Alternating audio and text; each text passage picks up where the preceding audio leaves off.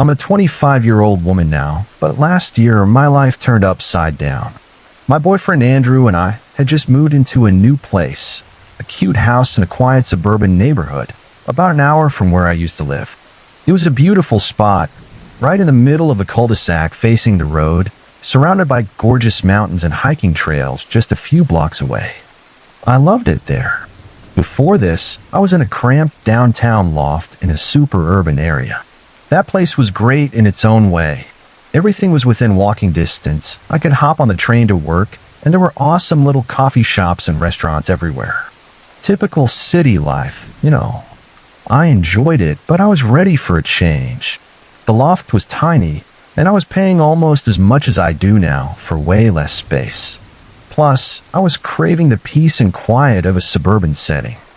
But there was another reason I was relieved to leave. I'd had some seriously creepy experiences in the city that shook me to my core. I'd never been a paranoid person.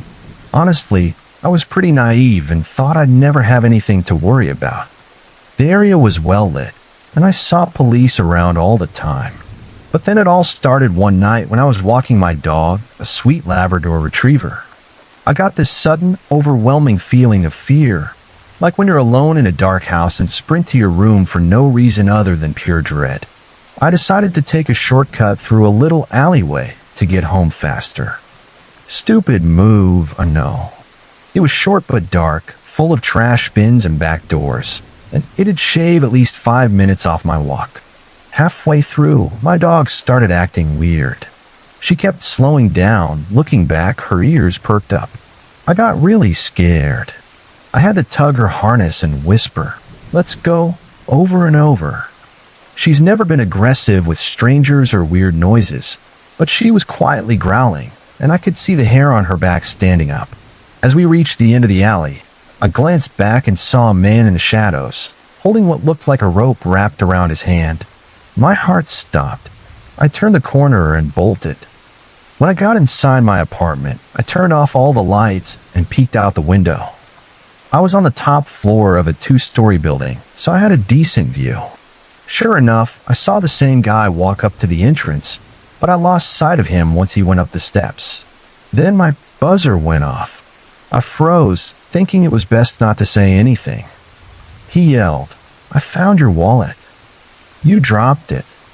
Can I come give it to you?" I was like, is this guy for real? I never carried a purse or wallet when I walked my dog. I always tucked my ID and credit card into the zippered pocket of my workout jacket since I jogged during our walks. I didn't say a word. This creep was probably trying to rob me, or worse. I saw him leave, but I never got a good look at his face. A few days later, I was on the last train home from a late shift at work. It was 11 p.m., and 2 stops before mine, a guy got on and sat right behind me. Weird, because there were at least 24 empty seats. He seemed distracted by his phone, so I brushed it off. But when I got home, I freaked out. I was putting my hair back to wash my face before bed when I noticed a huge chunk of my long hair was missing, like someone had taken scissors and cut a blunt 5-inch section straight across. That morning, I just brushed my hair and worn it down, so I hadn't noticed anything.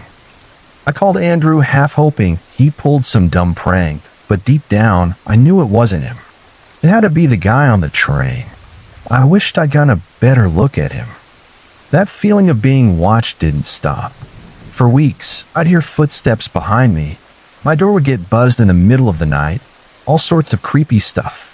I stopped walking at night altogether and eventually stopped walking my dog entirely. Instead, I drive to a park a few miles away. But things only got worse. One night, I found a package outside my door with a note that said, "All for you." I opened it, thinking it was a gift from Andrew. No, it was a used condom. I was horrified and called the police right away. They said it was probably a prank and there wasn't much they could do. I felt completely helpless. My nerves were shot, and I was on edge all the time. Andrew was worried too, so he started staying with me every night, even though he was still paying rent at his own place. The second my lease was up, I was out of there. Andrew ended his lease too, and we moved in together. Fast forward about a month and a half, and things were starting to feel better. We had a yard now, so I only took my dog on walks in the morning or afternoon when I was off work. I'd hit the trails and the mountains, usually with Andrew, but if he wasn't around, I made sure my phone was fully charged. The trails were rated by the neighborhood, so I had signal, even if it was weak sometimes. I'd also bought pepper spray and kept it clipped to my backpack. I was starting to feel safe again, chalking up everything that happened to some crazy weirdo in my old neighborhood. But I was dead wrong. It was a Saturday afternoon. It had been raining all night, but the afternoon was just a bit overcast. I love the smell of rain, so I decided to hit the trails alone with my dog. We were about an hour in when I heard someone coming around a bend. The area was popular with rock climbers, runners, and other dog walkers, so I didn't think much of it. My dog was a few yards ahead, but she always stayed close. She started running toward me, which she usually did when she was feeling playful or wanted water. I smiled, called out to her, and knelt down to pet her as she reached me. But she ran right past me. I turned around to make sure she wasn't bothering anyone. She's still young and has a bad habit of jumping on strangers and licking them like crazy. There she was, standing in front of a tall guy, just staring up at him. He was wearing jeans and a long-sleeve shirt, not exactly hiking gear. He was a white guy, maybe 6 feet 1 inch or 6 feet 2 inches, totally average looking except for his height. Something felt off immediately. My dog wasn't moving, just standing there rigid. I walked over, said sorry for no reason, and pulled her toward me. I gave him a quick smile and turned to walk away. "Have a good one," I said, trying to sound casual, but I was struggling to get my dog to move. Then I heard him say, "Did you like my gift, you little jerk?" My blood ran cold. A shiver of pure terror crawled up my spine. My mind raced. Run up the mountain or try to get past him and sprint home. Before I could decide, he started walking toward me. I let go of my dog's leash, she was growling now, and reached behind me to unclip my pepper spray. Just as I got it free, he lunged. I hit the ground hard, my arm twisted behind me, and I felt my shoulder pop in a way it definitely shouldn't have. He had his forearm pressed across my chest, his right hand clamped over my mouth, his thumb holding my chin shut tight. I squirmed and pushed, but he was too heavy. My dog was running around us, barking and whining in this high-pitched tone I'd never heard before. I prayed someone would hear her. She bit at his back and nipped at his head, but he didn't even flinch. She kept running up and down the trail, barking louder than ever. I was paralyzed with fear for a moment, thinking his weight would crush my ribs. I could barely breathe. My right shoulder was screaming in pain. I was sure it was broken. He was kissing my face, smelling my hair, muttering things under his breath I couldn't make out. I felt his erection pressing against my leg. "Be a good girl for me, okay, baby?" he said. My mind was racing, but I told myself to calm down, to think. I stopped fighting for a second, feeling around with my left hand for anything I could use. He loosened his grip on my chest and moved his hand from my mouth. I kept my arm still, hoping he wouldn't notice it was free. "You want it so bad, don't you, baby?" He sneered, sliding his hand down my shorts, grabbing my hip tightly. He buried his face in my neck, licking me and groaning. This was my chance. I found a rock about the size of my palm, not big, but sharp. I gripped it and smashed it against the back of his head as hard as I could, rolling to the side at the same time. He slid off me, screaming and clutching his head. I rolled onto my injured shoulder, crawling through the dirt and rocks as fast as I could. I got up and ran faster than I ever thought possible, not looking back. My dog was still barking, and I heard another scream from him as I kept running. I didn't stop to grab my phone from my backpack. It felt like an eternity to get back to the trailhead. My dog caught up to me, and when I looked down, I saw blood on her nose, mouth, and neck. I thought she was hurt. When I reached my car, I saw a guy getting out of his. "Please call the police," I screamed. He looked terrified, reaching for his phone, but froze when he saw my dog. I grabbed her to check for wounds. She was fine. The police showed up and found the guy about 2 miles into the trail, sitting there bleeding. My dog had torn into his calf, probably stopping him from chasing me. They found his car parked near my house. He'd been stalking me the whole time. He was arrested and charged, but because it wasn't rape and he had no priors, he got just 16 months. The gift he sent me wasn't taken into evidence, so they couldn't prove the stalking. I'm so thankful for my dog and for the sheer luck that I fought back. No one should have to go through something like this. You know, there are sick people out there, but you never think you'll be the one to cross their path. 4 months, I couldn't sleep. I had torn tissue around my shoulder, so work was tough. I hated being alone, but didn't know how to act around people. The only time I felt okay was cuddling with my dog, watching reruns of my favorite shows and movies. Slowly, things got better. I stopped blaming myself for what I could have done differently or wondering if I deserved it. I started feeling proud for fighting back. I kept reminding myself how lucky I was that it didn't go further. I'm sleeping better now and even started running again after surgery and some rehab. My shoulder is doing okay. The fear creeps back when I think about him getting out. I like to hope he'll move on from whatever obsession he had, but part of me knows better. I'm in the process of moving from the house I love so much. I've decided to get my master's in English, something I never thought I'd do after my bachelor's. I'm moving to a new state for school, and Andrew's coming with me. He found a job and has been my rock through all of this. I'm moving forward with my life, not running away. When someone takes something from you, your sense of safety, your happiness, any piece of you, the best thing you can do is fight back and never let them break your spirit or your soul. I'm a 24-year-old woman now, petite and from the mainland US, but this story goes back to when I was 12 in 8th grade, living in what I guessed was a typical small town.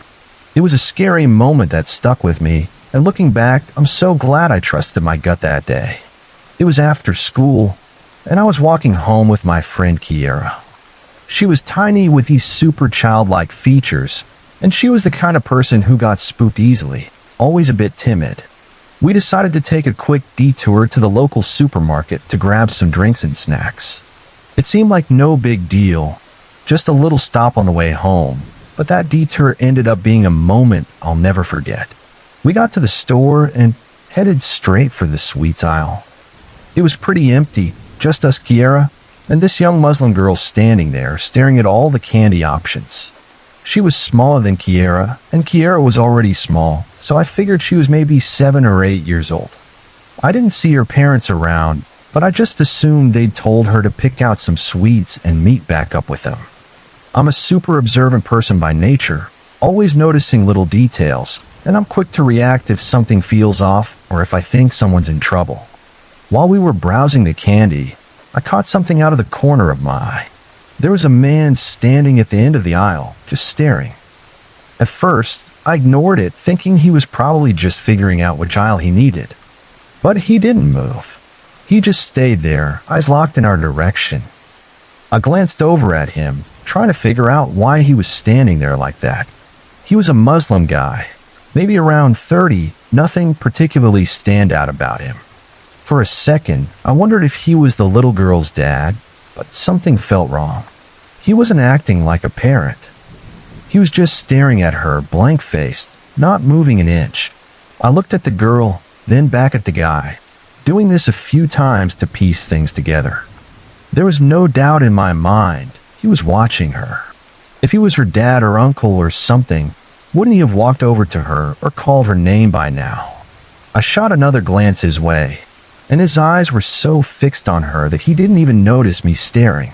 I looked away, not wanting to make it obvious, but it was really bothering me. I could still see him in my peripheral vision, and my gut was screaming that something wasn't right. Kiera had been chattering away the whole time, but I'd zoned out, my mind stuck on this guy. She tugged at my arm, and I turned to her, snapping back to reality. I knew I had to do something. The girl's parents were nowhere in sight, and I felt like I was the only one who could stop whatever creepy plan this guy might have. I leaned in close to Kiera, told her to hush, and quickly explained what was going on. Crap, she whispered, her eyes wide. What do we do? I've been thinking while she panicked. Brave but totally naive 12-year-old me came up with a plan. We're gonna go stand with the girl, I said.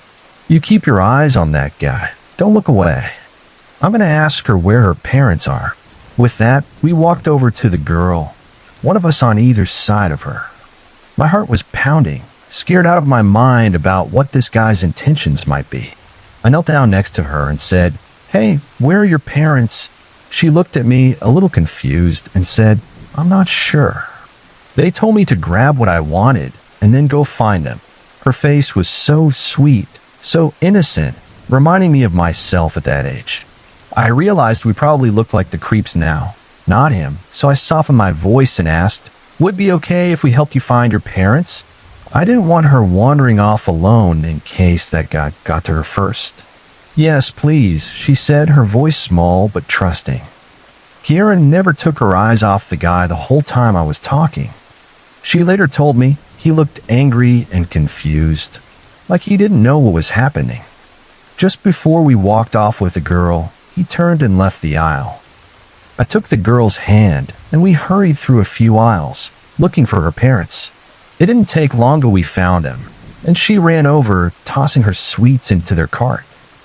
Thank you, she said, smiling at us. Her parents looked at us with concern, so I quickly explained why she thanked us.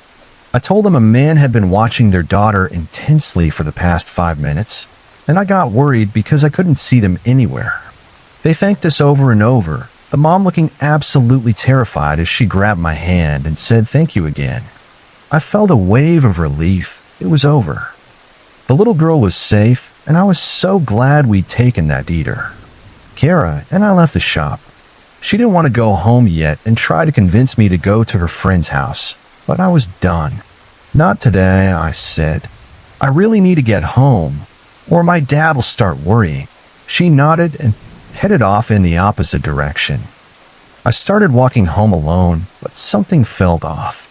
My gut was telling me to turn around. I was cutting through the supermarket's parking lot, passing the usual shops, when I glanced back. There he was, just a few yards behind me. The same guy. As soon as our eyes met, I turned and picked up my pace. My heart was pounding. I was only 12. I knew I couldn't outrun a grown man, and I was way too small to fight him. Dang! I screamed in my head. There was a little sweet shop at the top of the path, right in the supermarket complex. All the kids from school flocked there after classes for cheap candy. I knew there was always a security guard inside, watching out for kids stealing sweets. If I could just get to that shop before it closed, I'd be safe. The problem was, it closed early on school days since us kids were the main customers. I was praying the shutters were down. My route home wasn't complicated, but it wasn't great for being chased. After the shop, I'd have to turn right, go under a bridge, climb a big set of stone stairs, walk over the bridge, and then trudge up a huge hill to get home. No way I'd make it if he was after me. Plus, I had bad asthma that got worse when I was panicked, and I was definitely panicked. I walked as fast as I could without breaking into a run, not wanting him to know I was onto him. He was keeping a steady pace, his eyes glued to me. Just as I was about to reach the sweet shop, I saw the security guard step outside. I scurried over to him and spilled everything. What happened in the supermarket, how the guy was following me now. My heart was racing as the man got closer. I've got about half a mile to walk. I pleaded. The guard cut me off, looking angry. Go on, don't stop walking, he said. I'll stop him and keep him here as long as I can. Just move as fast as you can. I nodded, ran around a corner, and heard the guard yell, Hey, stop. I speed walked as fast as my legs could carry me, over the bridge, his voice fading behind me. I kept going, not looking back, until I reached home. The knot in my stomach was gone, and I felt safe again. I never told my dad or grandparents what happened. I've always been cautious, but I'm so glad I was able to help that little girl, even if it meant putting myself at risk. Looking back, It was terrifying, but knowing I did the right thing makes it worth it. I'm a 24-year-old woman now, petite and from the mainland US, but this story happened when I was 19, living in Oahu, Hawaii. I'm half white, half Guamanian, but light-skinned, so in the super rough neighborhood I was staying in, I stuck out like a sore thumb. People called it the ghetto, and they weren't kidding. Whenever I told locals where I lived, they'd give me this look like I was either crazy or lying. It was that kind of place, no jobs, no opportunities, and definitely not somewhere you'd want to be alone at night. I was crashing with my cousins, none of whom had cars, so getting to work was a hassle. I had to take 2 buses, an hour each way, to my job. This particular day, I was covering a Sunday shift for a coworker who had a family emergency. I'd never worked Sundays before, and this was a 2 p.m. to 10:30 p.m. shift. No big deal, I thought. There's a bus stop right by my work, and the buses run until midnight, right? Wrong. Turns out, on Sundays, they stop at 10 p.m. So there I was, standing at the bus stop alone for 40 minutes, watching businesses around me close up one by one. It was getting darker, and I was starting to panic. The area was sketchy, occasional hookers and johns wandering around, looking for dark alleys or a hit of crystal meth. Hawaii at night, outside of places like Waikiki or the North Shore, isn't the paradise people imagine. It's straight up scary. Out of nowhere, this toothless homeless meth head pops up and says, "Hey, the bus ain't running this late. You better start walking your skinny butt home." Holiday's a slur for white people, and it hit me how screwed I was. My neighborhood was dangerous enough during the day, let alone walking through it at night. No way was I trekking through Cam Park alone after dark. I dug through my purse, hoping for some cash, but found out one of my cousins had borrowed my last $50, leaving me just enough for the bus that wasn't coming. I couldn't even call a cab, and my phone was dead because some big shot GM was at work that day, so I wasn't allowed to charge it at my cashier station. I didn't trust leaving it in the break room either. I was on the verge of a total breakdown when a taxi pulled up, window down. "Sorry, dude," I told the driver. "I'd love a ride, but I got no cash." He looked at me, glanced around, and said, "Well, where you need to go? I can't leave you here now, or I'll end up seeing you on the 5 o'clock news." I told him my neighborhood, and he did a double take but shrugged and motioned for me to get in the back. I was so relieved I ignored the bad feeling creeping up in my gut. I'd only been in Hawaii for 2 months, and my luck had been awful: robbed, jumped, tricked into stealing, you name it. I thought maybe my luck's finally turning. Nope, I was so wrong. I hopped in, gave him cross streets near my house, not my exact address, thank God, because I couldn't remember it, and said I'd get his number and pay him later. Everything felt normal for the first 20 minutes of the ride. Then he started asking weird questions. "How old are you? You a virgin? You married? You got a gun in that big purse?" I lied and said, "Yeah, I had a gun," starting to feel creeped out. He went quiet for a bit after that. Then he noticed he was almost out of gas. "Oh, look at that," he said, pulling into a gas station. But instead of parking by a pump, he pulled around to the back, near a dumpster. "I'm gonna pay for gas and grab a snack, then I'll take you home," he said. I started to say I really needed to get home, but he cut me off. "You're riding for free. Let me eat my darn snack." I nodded, thinking about bolting when he left, but I had no clue where we were or how to get home. Instead, when he got out, I reached into the front and unlocked all the doors. It was an older car, so I knew they'd stay unlocked unless he manually locked them again. He came back empty-handed, no snack. My stomach dropped. Was I the snack? He got in, opened the center console, and pulled out a meth pipe, baggie of meth, a weed pipe, some weed, and a lighter. "Let me have my snack, and then we can go," he said, packing the meth pipe. He took a few hits, blowing the smoke toward me, then tried passing it to me. "I'm good for now, thanks," I said. He looked pissed, but put it down and started on the weed pipe, repeating the whole process. I was seconds from jumping out when he threw the car in reverse and peeled out, without pumping any gas. Now he was holding the meth pipe again, taking hits while driving 70 miles per hour in a 30 miles per hour zone, high as a kite. I was freaking out, but then the scenery started looking familiar. We were only 5 minutes from my house. I checked, the doors were still unlocked. I had to think fast. His hand was creeping toward my knee, and he was staring at me, not the road, moaning like touching my thigh was the best thing ever. "We're gonna have fun tonight, baby. I'll teach you how to party," he said. I told him I wasn't interested, and he just laughed. "Your phone's dead. Who you gonna call Ghostbusters? We're in Kalihi, girl." His hand was still on my leg, and he took a left, away from my street. I knew I was in deep trouble, but I forced myself to stay calm. I switched tactics. "Problem is, if I don't check in, they'll come looking for me," I said. "I'm down to party, but I gotta check in first. I'm a little white girl. If I don't come home, they'll check my work, and my coworkers saw me leave with you. Don't want you getting in trouble. You know how white people are." I was banking on him not knowing my family wasn't white, that he was high enough to buy my lie, and that he didn't realize all my coworkers were gone when we left. He gave me a weird look, then handed me the meth pipe. "Okay, Pole girl, let's party," he said. I held the pipe to my lips, waiting for him to look at the road. I mimicked what he did, tilting it while lighting it, producing a tiny bit of smoke. I didn't inhale, just blew it out fast, praying I wouldn't get high or have to explain meth in my system later. "You're wasting my stuff," he snapped, grabbing the pipe from me. He took a hard right, and I realized we were headed toward the cross streets I'd given him. My vision was a little off. Everything seemed too bright, and my adrenaline was through the roof. Was I high? No. The street I lived on wrapped around a hill, about a mile wide, and the cross streets were a quarter mile from my house. As we got close, he slowed down, asking which house was mine. I lied, saying I couldn't tell, asking him to slow down more, claiming it was too dark, and I just moved there. Plus, I'm high, I added for good measure. He slowed to about 5 miles per hour, and I made my move.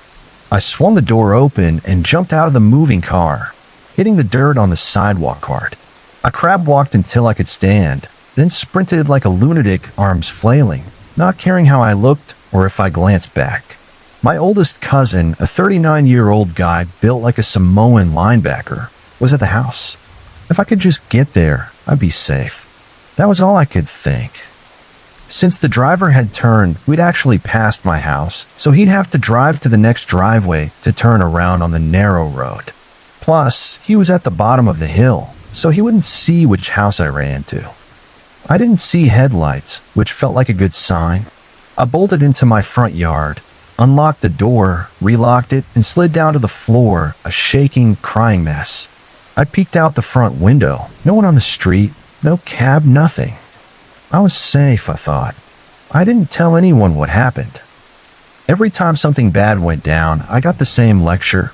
"You're acting like some dumb little college white girl. If you were smarter, blah, blah, blah." So I kept it to myself.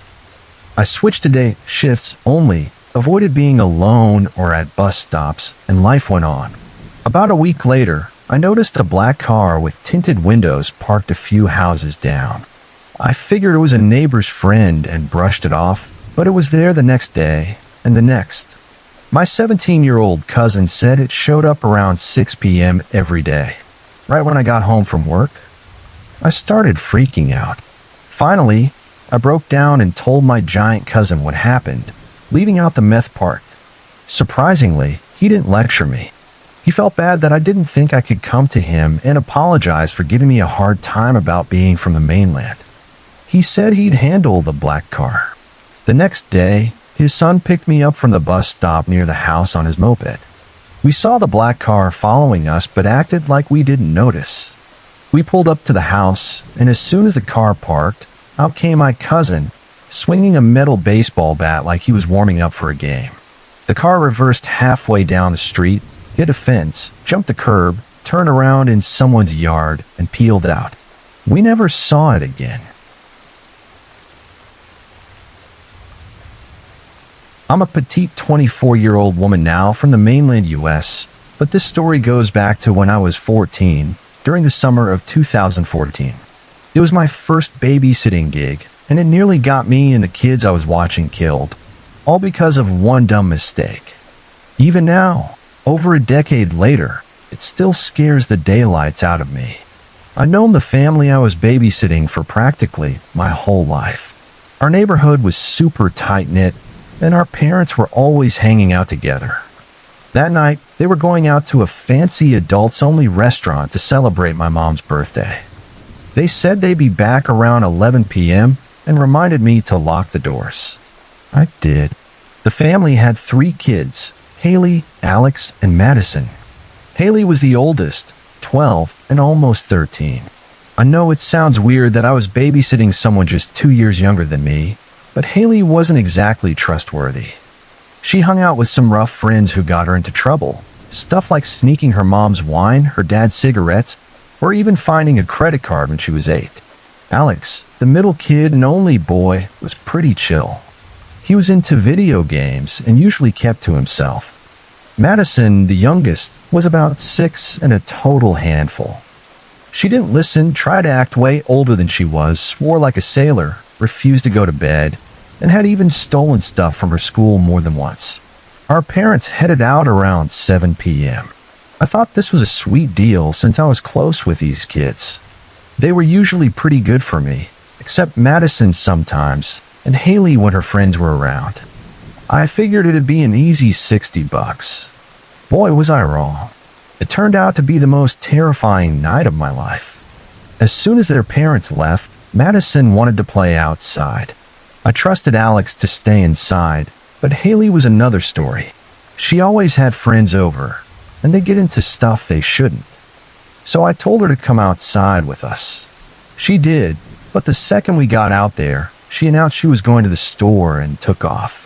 I started to chase after her, but then Madison started wandering toward the road. I yelled at Haley to be back soon, or I'd call her parents, then grabbed Madison and brought her into the yard. We played with her dolls for a while, and I checked on Alex a couple of times. He was fine, glued to his video games. Haley eventually came back, but surprise, surprise, she hadn't gone to the store. Instead, she brought her friend Jess over, and they went inside. We played dolls for maybe 10 more minutes, and that's when I made the biggest mistake of my life, mostly because of Madison. This guy pulled up in a car right in their driveway and asked if we were okay playing outside by ourselves. I have no idea why he singled us out. There were probably 20 other kids outside in the neighborhood. I told him we weren't alone, that our parents were right inside. But of course, Madison piped up and blurted out, "No, they're actually at dinner. This is our helpless little 14-year-old babysitter. Might as well just take us out now." The guy smiled, told us to have a good night and stay safe, and drove off. At first, I didn't think much of it. It was weird that he picked us out of all the kids, but I figured he was just being concerned. His car looked normal, and he didn't seem like some creepy child predator. Still, I was mad at Madison for running her mouth. I tried explaining stranger danger to her, but she just called me a jerk and acted like it was no big deal. It pissed me off that she didn't get why what she said was wrong, so I made her come inside with me. Haley and Jess were inside, and surprisingly, they hadn't gotten into the wine again. Alex was still in the basement, playing on their Xbox or PlayStation or whatever. I sat Madison down in the living room, and we watched TV for a bit. It was probably around 9 p.m. by now, and I told Madison it was time to get ready for bed. She threw a fit and ran out to the backyard. When I went to get her, I noticed a light in the woods behind their house. I thought it might just be kids playing out there. It wasn't uncommon, but deep down I had a bad feeling it was something worse. I finally dragged Madison back inside and started reading her a story to calm her down. She actually liked it when I read to her, so I kept going, hoping she'd fall asleep. She did, thank goodness. I went to check on Haley and Jess, but they wouldn't open their bedroom door. Alex was still in the basement, so I went down and made him come upstairs to do something else. He was a good sport about it and didn't complain, just started watching TV in the living room. I was finally starting to relax, doing my own thing in another room, when Alex said there was someone at the back door claiming to be the pizza man. I went to check, and it was the same guy from the driveway. I still didn't get bad vibes from him right away, so I asked why he was at the back door. He said he didn't see the front door, which was an obvious lie, but I didn't call him out. I told him to wait and went upstairs to yell at Haley for ordering pizza without my permission. She opened the door, said she didn't order anything, and slammed it shut again. Haley lied a lot, but it was usually pretty obvious when she did. For some reason, I believed her this time. I went back downstairs to tell the guy he had the wrong house, but Alex said he bolted as soon as I went upstairs. I figured he realized his mistake and was embarrassed or something, so I told Alex he could go back to the basement and play his games. He was stoked and ran downstairs. Right after that, there was another knock at the door. I looked through the peephole and saw the same guy standing there. No pizza box, no delivery uniform. I didn't notice it at the time, but it hit me later when I was telling my hysterical parents and the police. "Sorry, dude, you got the wrong house," I told him through the door. I started walking back to the living room when I heard him say, "No, this is the right house." The little redhead ordered it. Looking back, I should have known something was seriously wrong. How did he know Madison had red hair from a supposed phone call? I ran upstairs to yell at her for ordering pizza and somehow getting a phone while she was supposed to be sleeping. But when I got to her room, she was still passed out. I thought she was faking it, so I woke her up. She called me a jerk again and swore she didn't order anything. I looked around and couldn't find a phone in her room, so I let it go. She refused to go back to bed, so I said she could come watch TV with me. We went downstairs, and when I went to tell the pizza guy it was still the wrong house, he was gone again. I didn't think much of it at the time. We got Alex up from the basement to watch TV with us. We were all settled in when Alex said he heard something in the basement. I paused the TV, and he was right. There was definitely a noise down there. I told the kids to stay put, thinking it might be a wild animal or something, and went to open the basement door. What I saw still haunts me. At the bottom of the stairs was the same guy, holding a knife, slowly creeping up toward the door, toward me and the kids. He froze for a second when he saw me, then started running up the stairs. I screamed and slammed the door, locking it just seconds before he reached the top. He started pounding on it, screaming something I couldn't make out. I was screaming too, and Alex came running with Madison trailing behind, asking what was going on. I grabbed them both without explaining and bolted upstairs to Haley's room. She must have heard the commotion and my crying because she didn't hesitate to open the door this time. She slammed it shut and locked it as I blurted out what was happening between sobs. Haley started crying and freaking out too, and so did Alex, Madison, and Jess. We all ran into her closet to hide, thinking it'd buy us some time. It was terrifying, hands down the scariest thing that's ever happened to me. Being locked in a tiny, dark space, knowing you could die any second, is something no one should ever have to go through. We were all quietly sobbing, listening to the pounding downstairs. Then suddenly, it stopped. That scared us even more, thinking he'd broken the door down and was coming for us. But it wasn't him. It was our parents coming back to save us. The guy must have heard all four of them and realized he couldn't take them all on. He ran off into the night because they didn't see him or even know he was there until we told them what happened. I'll never know for sure what went down because they never caught him. That sick creep got away. When our parents got inside, they were screaming our names, realizing something was wrong. He busted down the basement door and torn apart the living room and kitchen, probably looking for us. If they'd gotten home any later, I might not be here to tell this story. I was 12 years old, and my older sister and I were home alone for the weekend.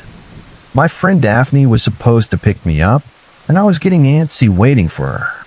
I kept pacing around, checking the clock, annoyed that she was taking forever. Then there was a knock at the door.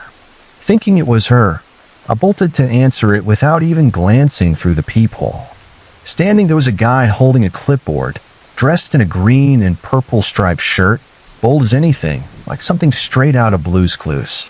He said he was from the city and needed to check the gas meter. I was so caught up in my frustration about Daphne being late that I just shrugged and mumbled, "Yeah, sure, whatever you need to do." I didn't think much of it at the time, but looking back, his outfit was weird for a city worker. He didn't hesitate, just walked right in and headed straight up the stairs toward our bedrooms.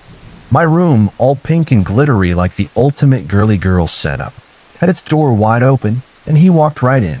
I was still grumbling to myself about Daphne when my sister came down the stairs. She stopped dead in her tracks and said, "Wait, is that Daphne's dad?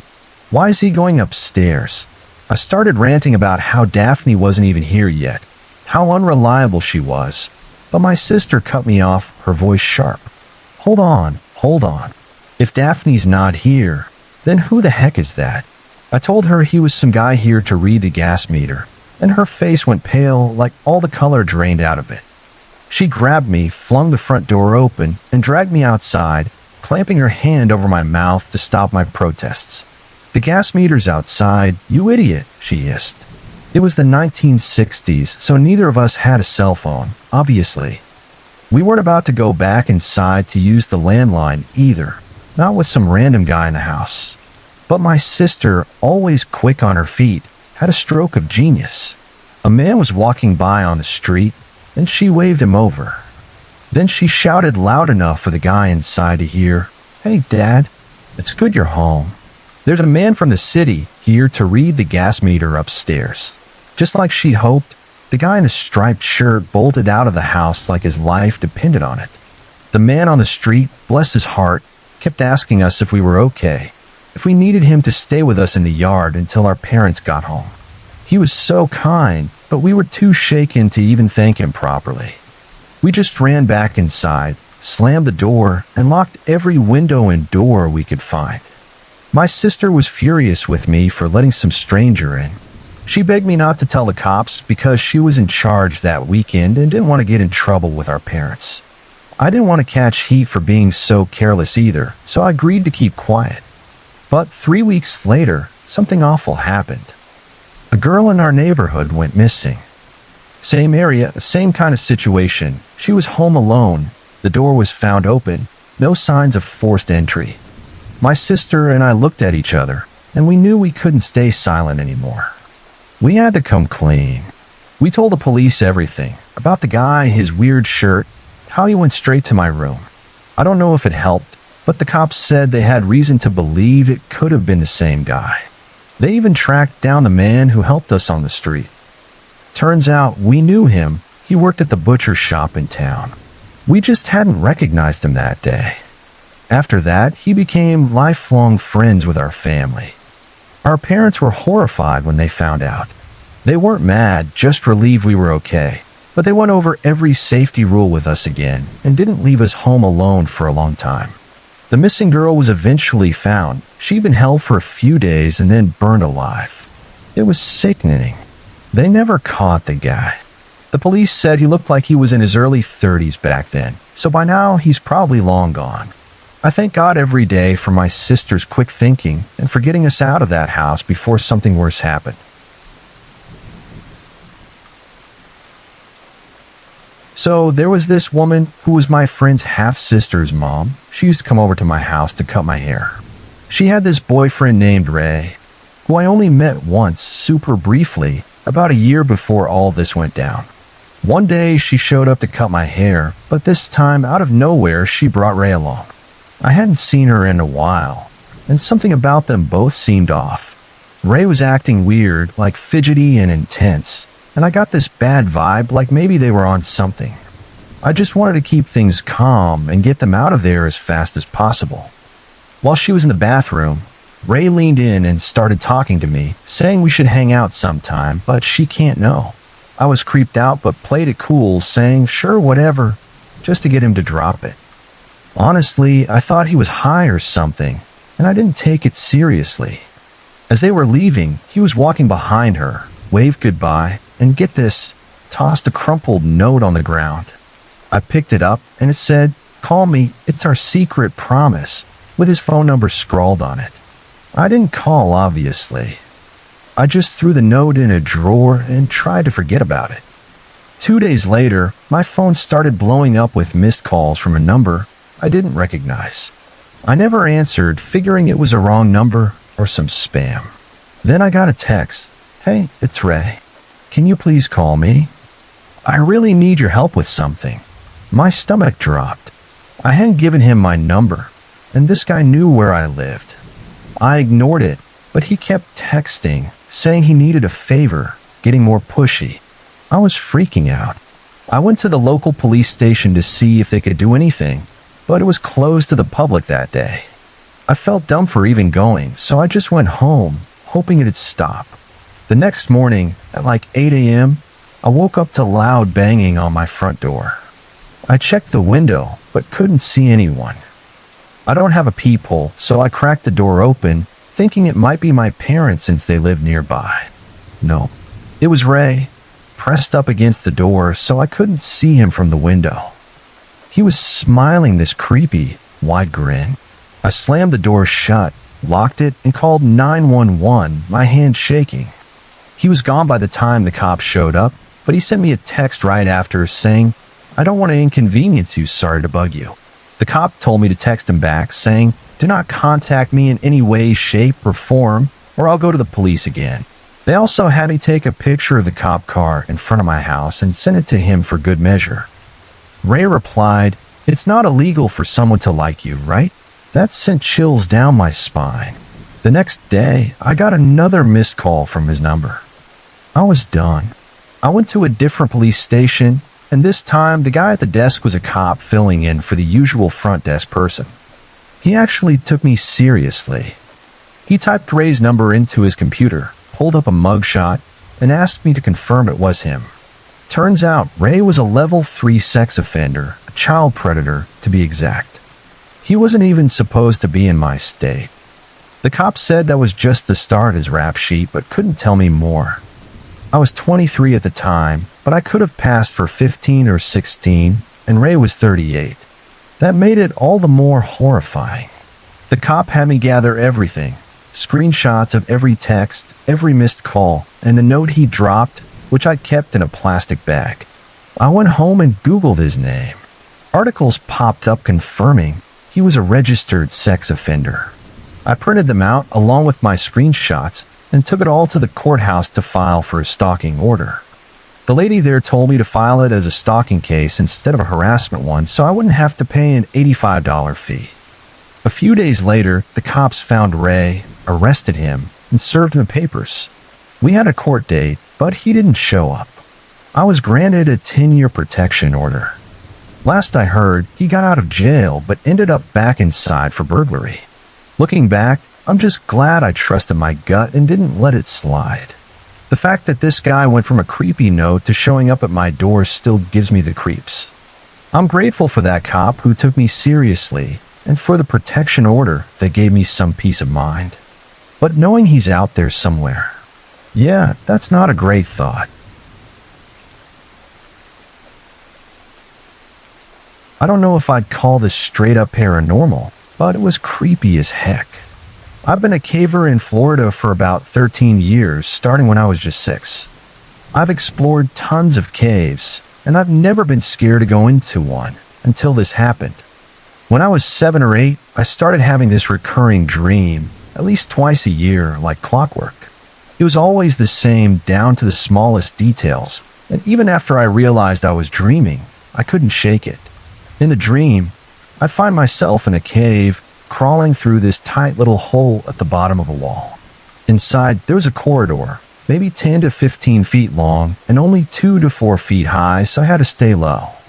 At the end, it always turned sharp to the left, and there, sitting in the dirt, was this mint red stop sign, like someone had ripped off the top 2 feet and tossed it there.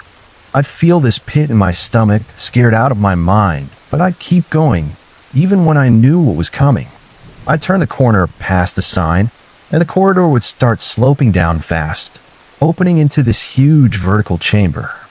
The path spiraled downward like a corkscrew, and everything got blurry, but I could still make out details. Trash was scattered on the walls. old bottles, wrappers, junk like that. At the bottom of the pit, there was a curved floor, and down there, I'd see something. Shapes, maybe animals, maybe people, maybe something else entirely. And then I'd see my family, my parents, my siblings, mixed in with those things, being tortured and killed. Every single time, I'd be frozen, unable to do anything to stop it.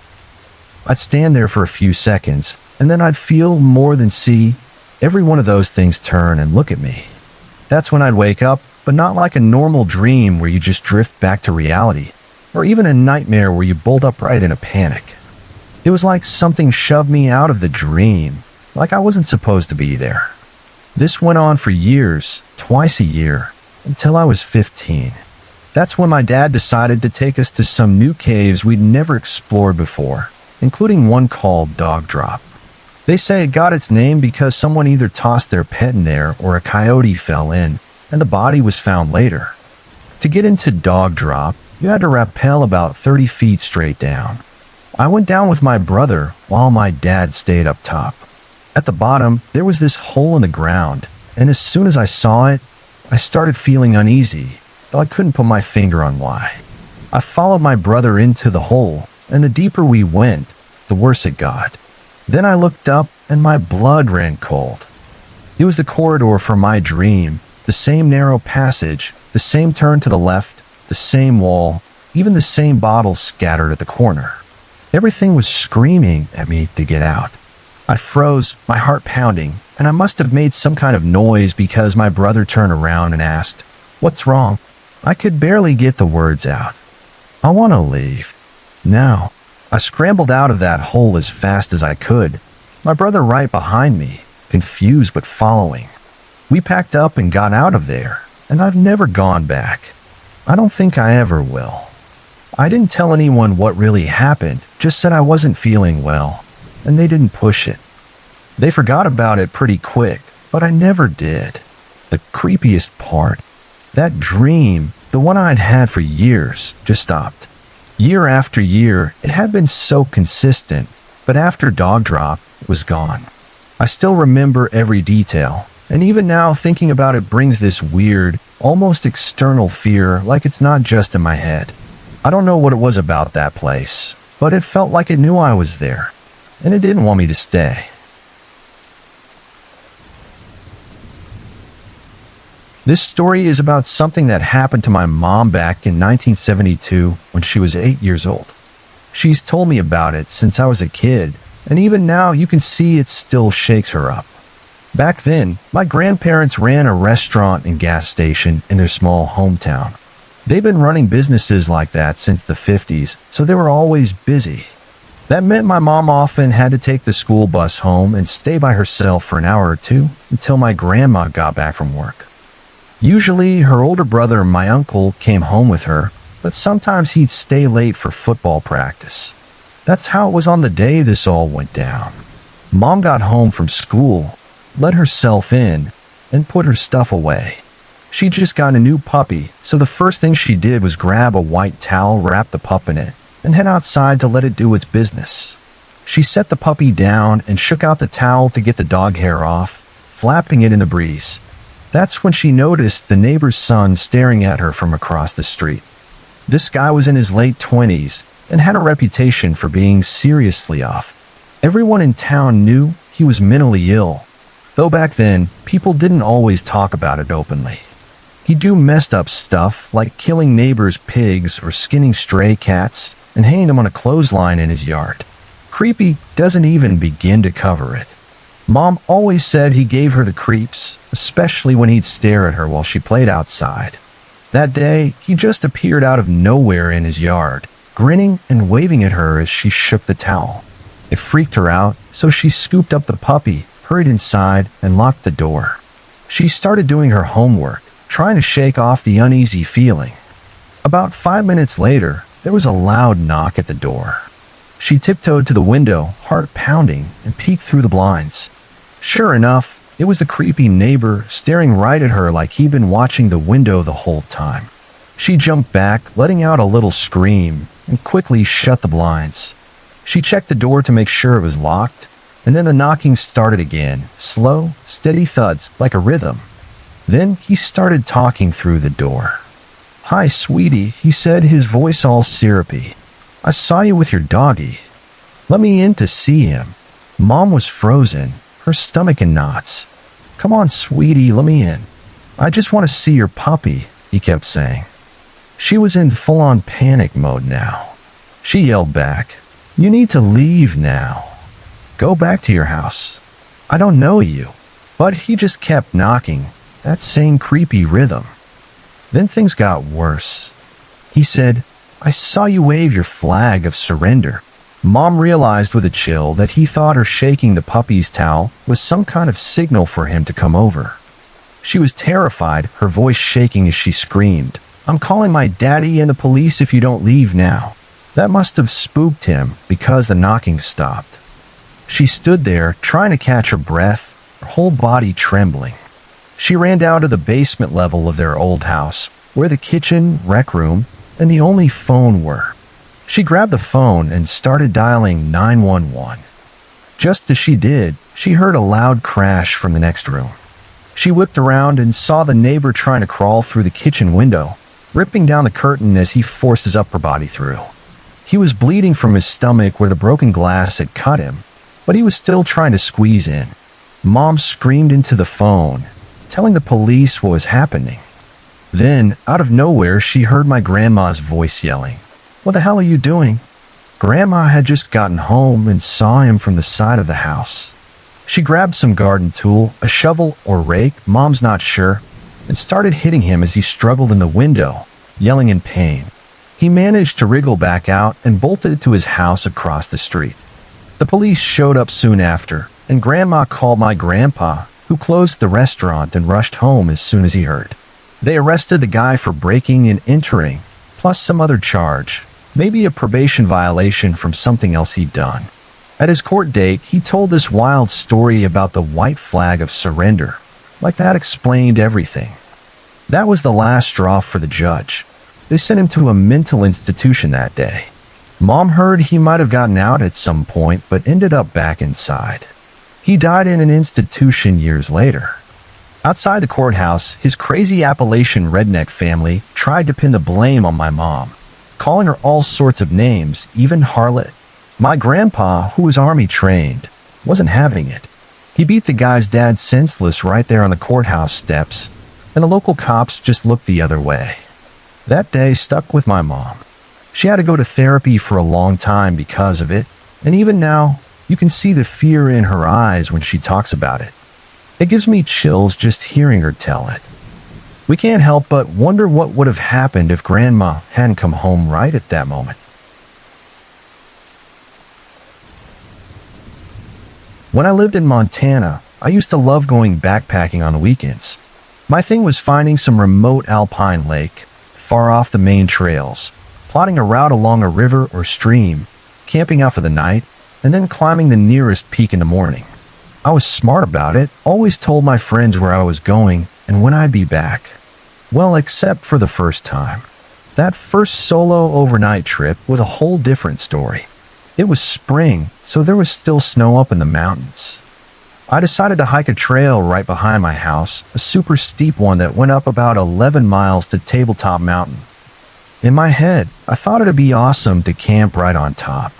Big mistake. I was using some crappy old gear, including this ancient external frame backpack that sat all wrong and killed my back. Plus, I didn't even start until early afternoon, and I was dumb enough to practically jog the first couple of miles. By the time I got to the ridgeline, I was wiped out. The wind was howling, kicking up snow, so bad I couldn't even see the top of the mountain from 400 meters away. It was getting dark, and there was no way I could hike back down in that mess. Camping on the peak was out of the question with that wind, and the sides of the mountain were way too steep. So I found this little nook in the rock, dug out a flat spot in the snow, and set up my tent. It held up okay, thankfully. I got everything ready for bed, but it was freezing, so I figured I'd try to start a fire. Turns out, those fancy waterproof phosphorus matches I bought were useless at 10,000 feet. They just smoldered, no flame, I didn't have a camp stove either, so with the sun going down and the wind getting worse, I gave up and crawled into my sleeping bag, hoping to get some sleep. The wind was so loud it was almost like white noise, and somehow I passed out. Here's where it gets creepy. I woke up in the middle of the night, and it was dead silent. I'm not talking about the kind of quiet you get in your bedroom at 3 a.m. This was absolute, unnerving silence. No wind, no rustling trees, no snow hitting the tent, nothing. Just my own heartbeat thumping in my ears. I was holding my breath, straining to hear anything, because I was at least 7 miles from any road or person, out in the middle of nowhere. If you've ever been in the wilderness, you know it's never this quiet. There's always something: birds, bugs, wind, water. But this? It felt wrong, like the kind of quiet before something bad happens. I was lying there, my mind racing, wondering why I'd woken up at all. My body must have sensed something, right? Then, as if the universe was messing with me, I heard it. Footsteps crunching in the snow outside my tent. Clear as day, close enough to make my skin crawl. My brain went into overdrive. Was I imagining it? What the heck was out there? This was a remote mountain, not exactly a hot spot for midnight strolls.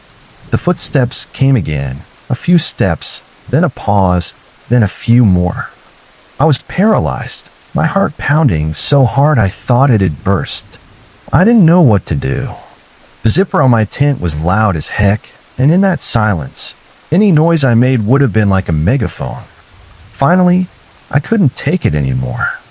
I grabbed my knife in one hand, my flashlight in the other, and screamed as loud as I could, like some primal war cry. My heart was racing, my hair standing on end, and I was ready for whatever was out there to make its move. But there was nothing. No response, no footsteps running away, just that same oppressive silence. I sat there, straining to hear anything over my own ragged breathing and thumping heart, begging for some sign I was safe. Twig snap, anything. But it was like the world had gone mute again. It took me a solid hour to calm down enough to breathe normally. Eventually, the wind picked up again, thank God, drowning out the silence, and I managed to drift into a shaky sleep until morning. When I woke up, the sun was out. I tore down my camp in record time and checked around for footprints, but the wind had blown away any tracks. 20 minutes after sunrise, I was packed and hauling it back down the mountain, my legs moving faster than they ever had. After that, I never went out without telling someone exactly where I'd be. And if I'm ever in the wilderness and it gets that kind of dead quiet again, I'm out of there, no questions asked. I learned my lesson that night. Silence like that isn't natural. I'm not sticking around to find out what it means.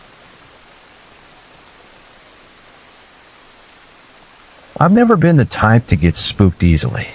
Growing up in upstate New York, I spent my teenage years poking around abandoned buildings, creeping through crumbling factories and old barns with my buddies. In college, I even worked as a night security guard at a hospital that was supposedly haunted, spent hours walking dark hallways with nothing but a flashlight and my own thoughts. Never saw a ghost, never felt a chill. So when I tell you this story, know that I'm not some jumpy guy who sees shadows and starts spinning ghost stories for attention. This is real, and it shook me. Last year, I bought this old colonial-style house in Hartford, Connecticut. Built in 1897, according to the property records. The place was a wreck, peeling wallpaper, creaky floors, wiring that looked like it belonged in a museum. But the price? Too good to pass up. It had been sitting empty for nearly 2 years, probably scaring off buyers with its fixer-upper vibe. My wife, Lisa, wasn't thrilled about it at first. She saw the cracked plaster and sagging ceilings and gave me that look like, "You're out of your mind."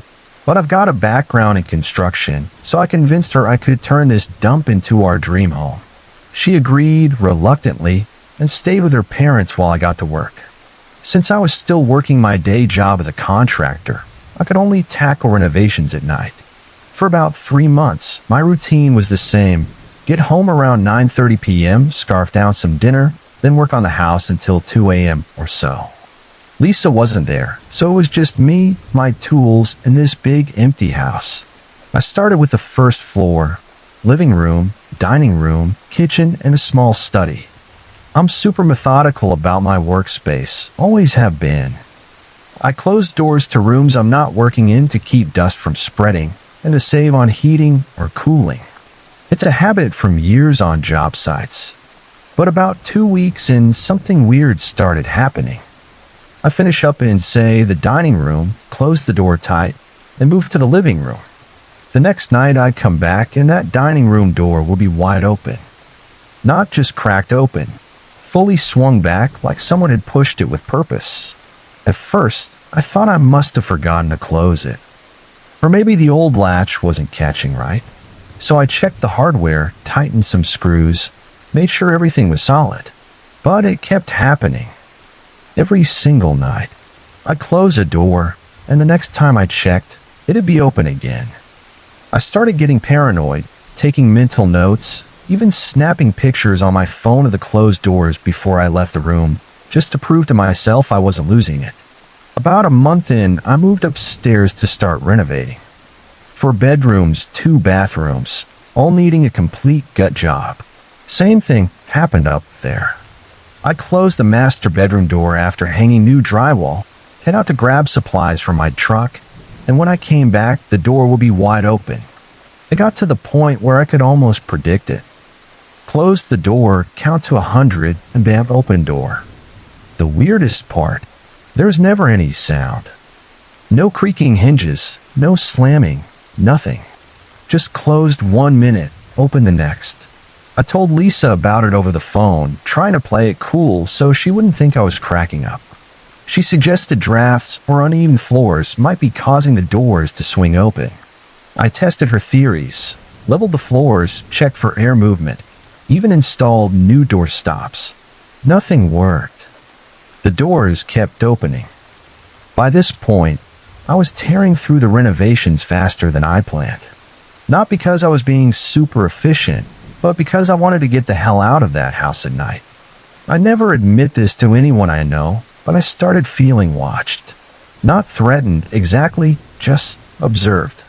Like someone was trailing me from room to room, curious about what I was doing to their house. It wasn't a good feeling. Then came that night, about 3 weeks before I was set to finish the renovations. I was working in the guest bedroom, putting up crown molding. I had my Bluetooth speaker on, playing some classic rock, but I kept the volume low, so I could hear if anyone was in the house. Old habits from my security guard days. I was up on a ladder near the door when it happened. The bathroom door across the hall didn't just swing open. It slammed against the wall with such force that the doorknob punched a hole in the drywall. It sounded like someone had thrown their entire body against it in a rage. My heart nearly exploded out of my chest. I jumped down from the ladder, grabbed my hammer, and charged at the bedroom door with so much force that I knocked the damn thing clean off its hinges. It crashed to the floor with me on top of it. A total mess. I scrambled to my feet, hammer raised, ready to confront whoever had broken in. But there was nobody there. The bathroom door was wide open, knob buried in the wall, just like I'd heard. But the bathroom was empty. The hallway was empty. No footprints in the dust on the floor, no open windows. No way anyone could have gotten out without me seeing them. I checked every room, every closet, the attic, the basement. Nothing. I even went outside and circled the house. All the doors were locked, all the windows secure. I was completely alone. I didn't sleep that night. I sat in my truck in the driveway until the sun came up, trying to come up with a rational explanation for what had happened. I couldn't. The only conclusion I could reach was one I didn't want to face. Something was in that house. It wasn't happy about the changes I was making. I'm not religious or spiritual by nature, but my grandmother, who raised me, believed in the old ways. She always said houses hold memories, sometimes spirits, and you've got to acknowledge them with respect. So the next morning, I did something that felt absolutely ridiculous at the time. I went back into the house, walked through every room, and just started talking out loud to whatever might be listening. "Look," I said, standing in the middle of the living room, "I get that this was your home before it was mine. I'm sorry if the changes I'm making are upsetting you, but this house belongs to me and Lisa now, and we're going to live here. I hope you can find peace with that." I went room by room, saying similar things. In the bathroom where the door had slammed, I stopped and added, "I don't know what happened to you or why you're still here, but I want to help if I can. Is there something I need to know? Something I can do to make this easier for both of us?" I felt like an idiot talking to empty air, but I also felt lighter, like I was addressing something real. I set up my phone to record, thinking maybe I'd catch something when I played it back. Later, when I listened, there was nothing clear, just some faint, unintelligible whispering during the pauses between my words. Not distinct enough to make out, but definitely not static or background noise.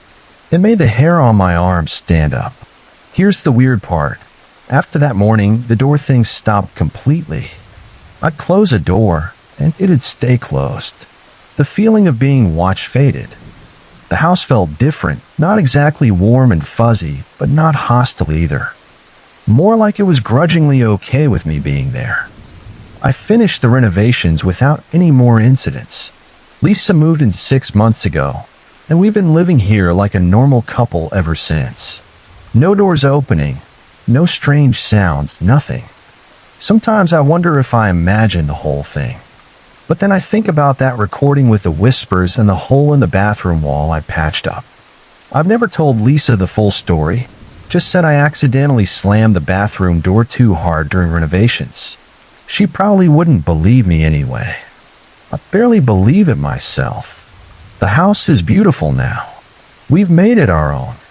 But sometimes late at night when I'm alone downstairs, I'll close a door behind me and pause for just a moment, half expecting it to swing open again. It never does. Whatever was here seems to have accepted that the house has new owners. Or maybe it just moved on to wherever things like that go. I don't know if having that conversation helped, or if whatever, it was just got tired of trying to get my attention. All I know is my grandmother was right. Sometimes you just need to acknowledge what's there and set boundaries with respect. The house feels peaceful now, balanced. But I still never leave the bathroom door open at night. Some habits you just can't shake. Even now, 15 years later, just thinking about that house gives me goosebumps. Sometimes I wake up in a cold sweat, my heart pounding, feeling like I'm back there. I've got to get this off my chest. Maybe someone out there has been through something similar and can tell me I'm not losing it. When I was 7, we moved to Pinewood Hollow. It was supposed to be a fresh start. At least that's what my parents kept saying. The house sat at the very end of a half-finished road, the last one before the pavement stopped and turned into a mess of overgrown weeds and empty land. During the day, it looked sad, forgotten, like it was waiting for something. At night, it was like staring into a black void. From the second Dad turned off the car engine in the driveway, I felt it, a deep, gut-twisting wrongness. Not just new house nerves, but something heavier, like the air itself was off. My stomach knotted up. Mom tried to put on a brave face, pointing out the big yard and the extra bedroom so my little sister Lily and I wouldn't have to share. But her smile was forced, like she felt it too. That first night, I couldn't sleep. The house made noises, not normal creaks from an old building settling, but deliberate sounds, like someone was testing the floorboards, figuring out which ones would creak under their weight. I pulled my blanket over my head and told myself it was just my imagination. It wasn't. Within weeks, things started happening. Small stuff at first. Things would disappear, not like when you misplace your keys, but gone, completely vanished, only to show up hours later exactly where they were supposed to be, like someone was messing with us. Dad's reading glasses were the first. He tore the house apart looking for them, yelling at me and Lily, accusing us of hiding them for some stupid prank. We were both in tears by the time he stormed out to buy a new pair. The next morning, there they were, sitting on his nightstand, right where he always left them. Money was always tight for us, but in that house, it was like a noose around our necks. Dad kept losing jobs, one after another. Mom worked double shifts, but somehow we never got ahead. Bills piled up, and the fighting got worse. They thought we couldn't hear them through the thin walls, but we heard everything, every shout, every slammed door. Sometimes, in the middle of the night, Lily would sneak into my room, crying so quietly I could barely hear her. I'd scoot over, make room for her in my bed, even though I was scared out of my mind too. I remember one really bad day when I was about 9. I was home from school with the flu, wrapped up in blankets on the couch with a can of ginger ale, watching cartoons to take my mind off how awful I felt. Around noon, I got this weird feeling, like someone was standing right next to the couch. Without looking up, I mumbled, "Mom, I thought you were at work." No answer. When I turned to look, there was no one there. But the space didn't feel empty. It's hard to explain, but it was like the air was thicker, heavier, where a person should have been. I called out again, my voice shaky. The TV shut off just like that, and I swear the room got 20 degrees colder. I froze, unable to move, as I watched these faint indentations, like footprints, appear in the carpet, moving slowly toward my bedroom. I bolted out of the house and sat on the front steps until Mom got home hours later. I never told her why. Lily had it worse. Her room was at the end of the hallway, closer to the part of the house that always felt coldest, like it was holding its breath. One night, when she was 12 and I was 10, she came running into my room, her face pale, her hands shaking. "Jamie," she whispered, "something's in my room." I wanted to be brave for my little sister, so I grabbed my baseball bat, and we crept down the hall together. Her door was closed, even though she always left it open. When I pushed it open, her yellow smiley face ball rolled out into the hallway. Then came the cockroaches, not just a few, but dozens, skittering out after the ball. Lily screamed. I raised the bat, not even sure what I was going to do when I saw it, a shadow on the wall, not cast by anything. It wasn't human-shaped, more like a hunched figure with long, stretched-out limbs. It stopped, like it knew we were watching, then melted into the darkness of her room. We slept in the living room that night, huddled together. Dad found us there in the morning and yelled about the mess of blankets. When we told him what happened, he checked Lily's room. Nothing. No cockroaches, no shadow, not a single thing out of place. He accused us of making it up for attention. Mom just looked exhausted. The worst part about that house wasn't the weird stuff. It was how it changed us. Dad got angrier, drinking more than he ever had. Mom grew distant, like the light in her eyes was fading. Lily stopped talking for almost 3 months when she was 11. And me? I was always afraid, always looking over my shoulder, always listening for footsteps when I should have been alone. Our neighborhood was weirdly quiet too. We had neighbors, but they kept to themselves. Most houses had for sale signs that never came down. The few kids around weren't allowed to play outside after dark, and no one ever said why. There was this old woman who'd show up at the edge of the undeveloped land beyond our house. She wore bright, colorful scarves and had more rings on her fingers than I could count. Mom called her the crazy fortune teller and told us to stay away. But sometimes, when I was in the backyard, she'd see me watching and start chanting in some language I didn't understand. Once, she pointed right at our house, spat on the ground, and walked off into the tall grass. When I was 12, she came right up to me at the edge of our yard. Before I could run inside, she grabbed my wrist. Her grip was way stronger than it should have been for someone so old. Her eyes were cloudy, like she had cataracts, but she stared right into me. "The house breathes," she said, her voice all raspy. "It breathes in sorrow and breathes out decay. It's been waiting for a family like yours, fractured enough to slip between the cracks." I yanked my arm free and ran inside, but her words stuck with me. That night, lying in bed, I swore I could feel the walls expanding and contracting, like the whole house was inhaling and exhaling around us. After that, I started noticing patterns. The weird stuff got worse whenever my parents fought. It was like the house was feeding off our misery. The angrier they got, the more active the house became. Doors would slam on their own. The electricity would flicker. The tap water would run brown for hours, then clear up like nothing happened. Lily started having nightmares about what she called the yogi, a figure that would sit on her chest while she slept, making it impossible to breathe or move. "It's not really a person," she'd say, trying to explain. "It's like a heavy shadow that smells like the space under the house." She'd wake up gasping, with small bruises on her shoulders and collarbone. I had my own recurring nightmare about the basement, a place I avoided like the plague. In the dream, I'd be standing at the bottom of the stairs, staring at the back wall where an outline of a door appeared, a door that didn't exist in real life. Something would be scratching on the other side, trying to get in. Just as the outline started to open, I'd wake up.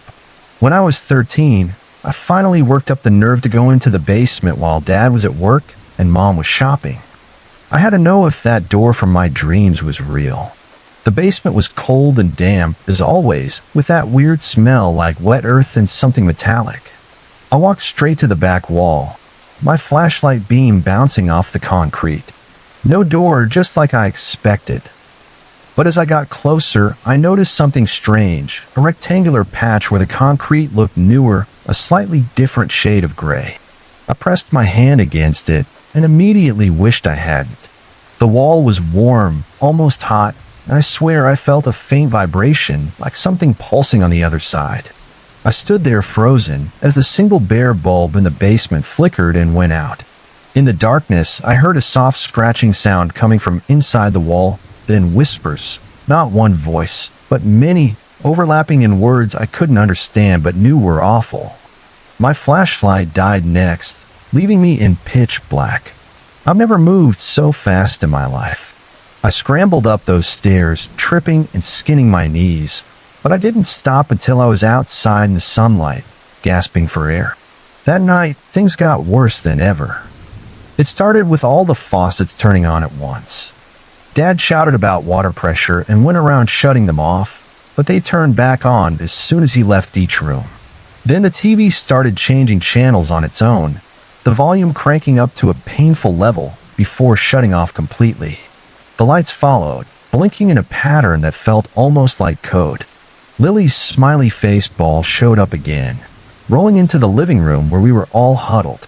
It moved against gravity, rolling uphill across the tilted floor, stopping right at Dad's feet.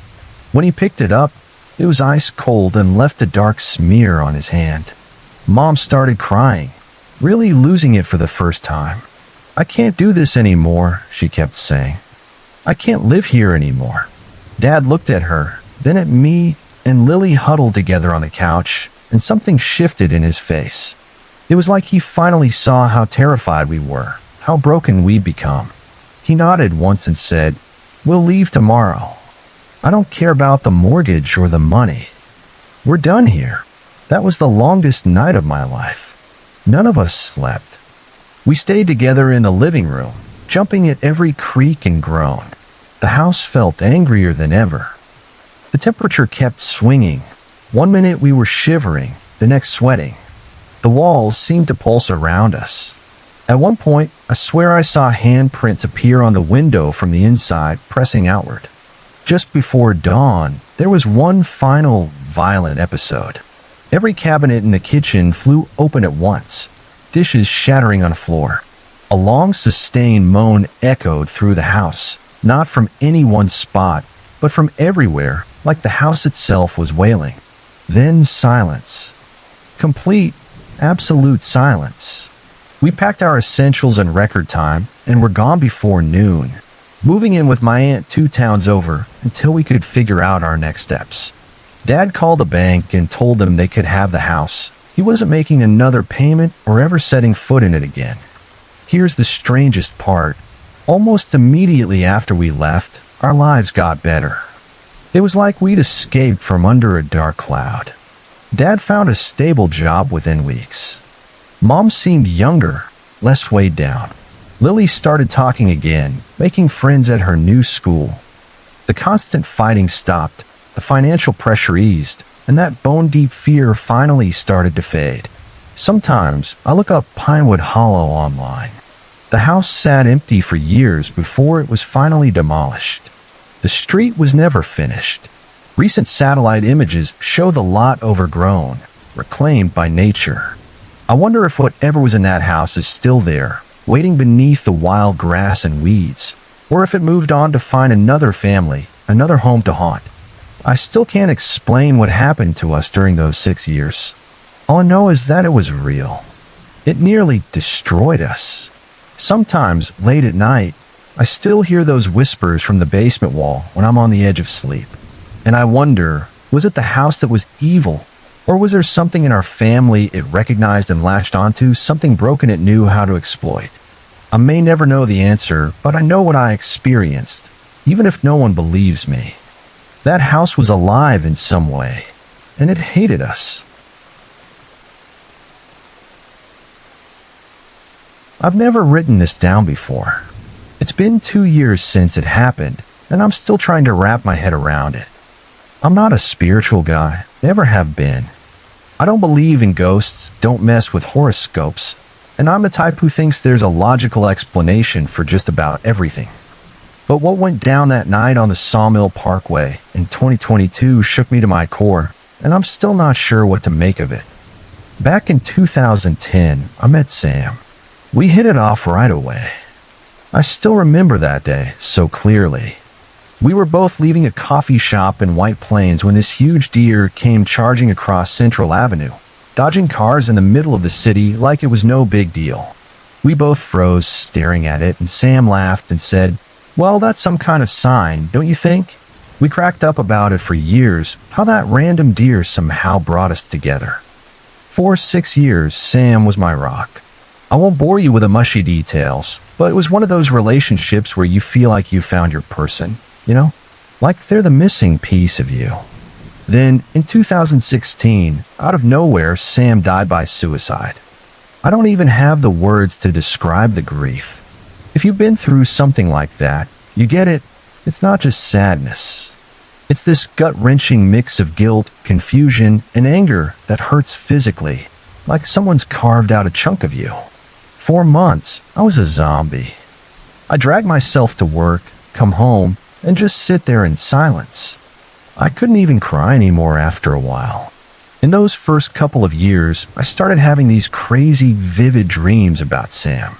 They felt so real that when I woke up for a split second, I think everything was back to normal. We talk about normal stuff, work, the shows we used to binge together, nothing deep or profound. Sometimes Sam would look at me and say, "I'm okay now," and I'd feel a little lighter for a day or two.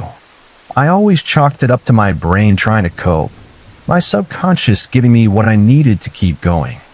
By 2022, 6 years had passed. The grief wasn't as sharp anymore. I moved to a new apartment, made some new friends, even started dating again. Though nothing serious, I still thought about Sam every day, but it wasn't always painful. Sometimes I could think about the good times and actually smile.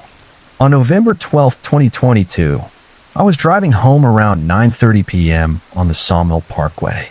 If you don't know it, it's this winding highway that cuts through Westchester County in New York.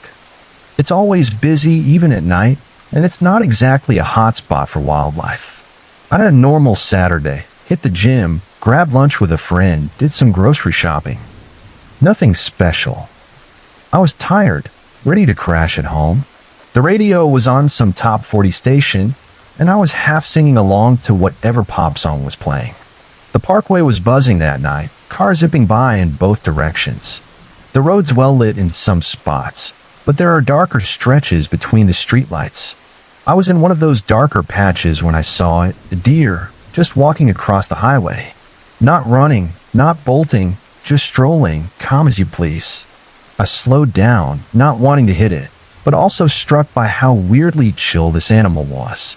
It didn't flinch at the headlights or the honking cars swerving around it. It just sauntered across like it had nowhere better to be. As it disappeared into the woods on the other side, I got this flash of a memory. That deer from the day I met Sam. It was such a specific moment, something I hadn't thought about in years. Then it happened. The air in my car changed. It's hard to describe, but it felt like all the oxygen got sucked out in a split second. My ears popped. like I'd shot up to a higher altitude. The temperature dropped, or at least it felt like it did. Every hair on my body stood up, not like a normal chill, but this electric, prickling wave that started at my neck and rolled down to my ankles. My heart was pounding so hard I could feel it in my throat. And the worst part, I knew with absolute certainty that I wasn't alone in the car anymore. There was something in the passenger seat. I couldn't see it. I was too terrified to even glance over, but I could feel it. You know that feeling when someone's standing right behind you, not touching you, but so close you can sense their presence? It was like that, but 1,000 times stronger. The radio either stopped or my brain stopped hearing it. I still don't know which. The car felt pressurized, like I was deep underwater. My hands were gripping the steering wheel, so tight my knuckles were white, but somehow I kept driving. I have no idea how I didn't crash. In the silence, as clear as if someone had spoken right into my ear, I heard, "I have to go." It wasn't a voice I could hear with my ears, but it wasn't just my thoughts either. It was something else, something in between. And I knew it was Sam. My mouth was dry, my throat tight with fear, but somehow I managed to think, not say, but think, okay? And just like that, it was over. The pressure lifted. The air felt normal again. The radio was back on, or maybe I just started hearing it again. The feeling of that presence was gone. I was alone in my car, driving down the Sawmill Parkway like nothing had happened. I pulled over at the next rest area, about a mile down the road. My whole body was shaking so bad I could barely put the car in park. I sat there for almost an hour, trying to make sense of what had just happened. It wasn't like the dreams I'd had before. Those were comforting, familiar. This was terrifying. The presence I felt wasn't angry or evil, but it wasn't some warm, fuzzy ghost of a loved one either. It was powerful, overwhelming, almost otherworldly, like it was bending reality around me. What did "I have to go" mean? Where was Sam going? If there's an afterlife, why was Sam only leaving now, 6 years after dying? Had Sam been here somehow all this time? I've replayed that night in my head 1,000 times. I tried to come up with a rational explanation. Maybe I dozed off at the wheel for a second and dreamed it, or maybe it was some stress-induced hallucination. Maybe seeing the deer triggered memories of Sam, and my brain cooked up the whole thing. But none of those feel right. What I felt in that car was more real than anything I've ever experienced. It was physical, visceral. My whole body reacted to it. Since that night, I haven't had a single dream about Sam. After years of those vivid, almost nightly visits, they stopped cold. That's what gets me, the timing. 6 years to the month after Sam's death, 6 years after those dreams started, and that deer, tying back to how we met. I've looked into grief hallucinations, where people feel their loved ones after they're gone. But those stories are usually comforting. Feeling a hand on your shoulder, smelling their perfume, hearing their laugh. None of them talk about this raw, primal fear or the physical sensation of the air being sucked out of the space around you. I've also read about animals as messengers in different cultures. Apparently, deer are seen as creatures that can move between the world of the living and the dead. I never put much stock in that kind of thing before, but now, I'm not so sure. Was that deer a messenger, a sign that Sam was finally moving on to wherever souls go? And if so, why did Sam need to tell me? Why was that goodbye so important that it twisted reality for those few seconds? I'm still not a spiritual person. I don't talk about this much because I know how it sounds. I've never felt anything like it before or since. But I know what I experienced. Something was in my car with me that night. I heard those words, "I have to go," and I answered, "Okay." Something fundamental shifted in that moment. Sometimes I drive that stretch of the Sawmill Parkway on purpose, hoping to see another deer, hoping for some kind of confirmation or explanation, I guess. But it's always just a normal highway now. I still think about Sam every day, but it's different now. Before that night, my thoughts were full of questions. Could I have done something to save Sam? Did I miss signs? Now those questions are gone, replaced with new ones. Where did Sam go? What happens after we die? Is there really something beyond this life? I don't have answers, and I probably never will. All I know is that on a random Saturday night in November, something impossible happened to me on a busy highway in Westchester County. That deer, that presence, those 4 words, and my quiet, a goodbye that took 6 years to happen, delivered in a way I still can't explain. I never believed in ghosts, not even a little. I was the kind of guy who got a kick out of exploring abandoned places, climbing through busted windows, creeping up rickety staircases, chasing that adrenaline rush. It was all just fun and games, no matter how creepy the place. But what happened at Sadhorn Unique Tower in Bangkok 3 months ago? I can't logic my way out of that one. I still wake up in a cold sweat, heart pounding, replaying it in my head. I've never written this down before, but maybe getting it out will help me make sense of it.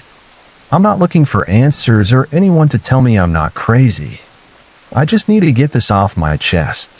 I was backpacking through Southeast Asia, a trip I'd saved up for nearly 2 years to make happen. Bangkok was my 3rd stop after Vietnam and Cambodia.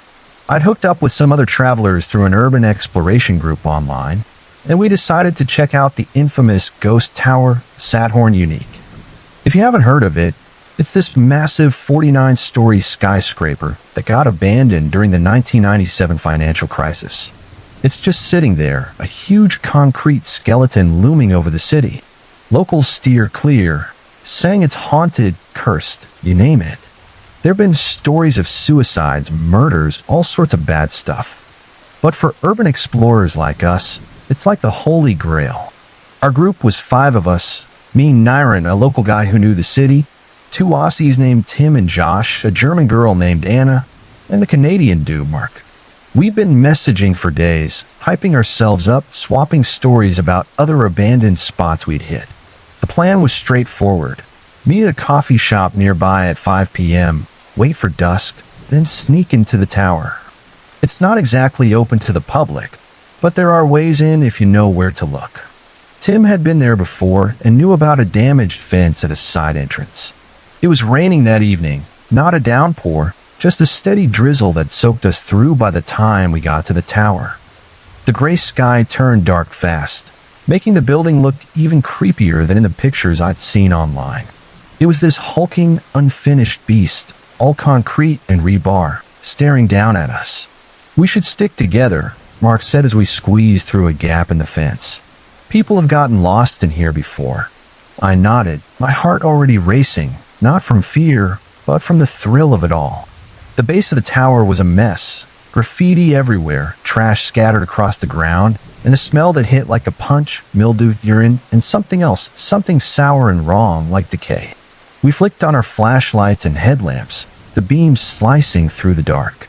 The lobby was huge, with these grand staircases that led to nowhere and elevator shafts gaping open like black pits. The marble that used to cover the floors was long gone, leaving rough concrete behind. "Stairs are this way," Tim said, leading us to a doorway.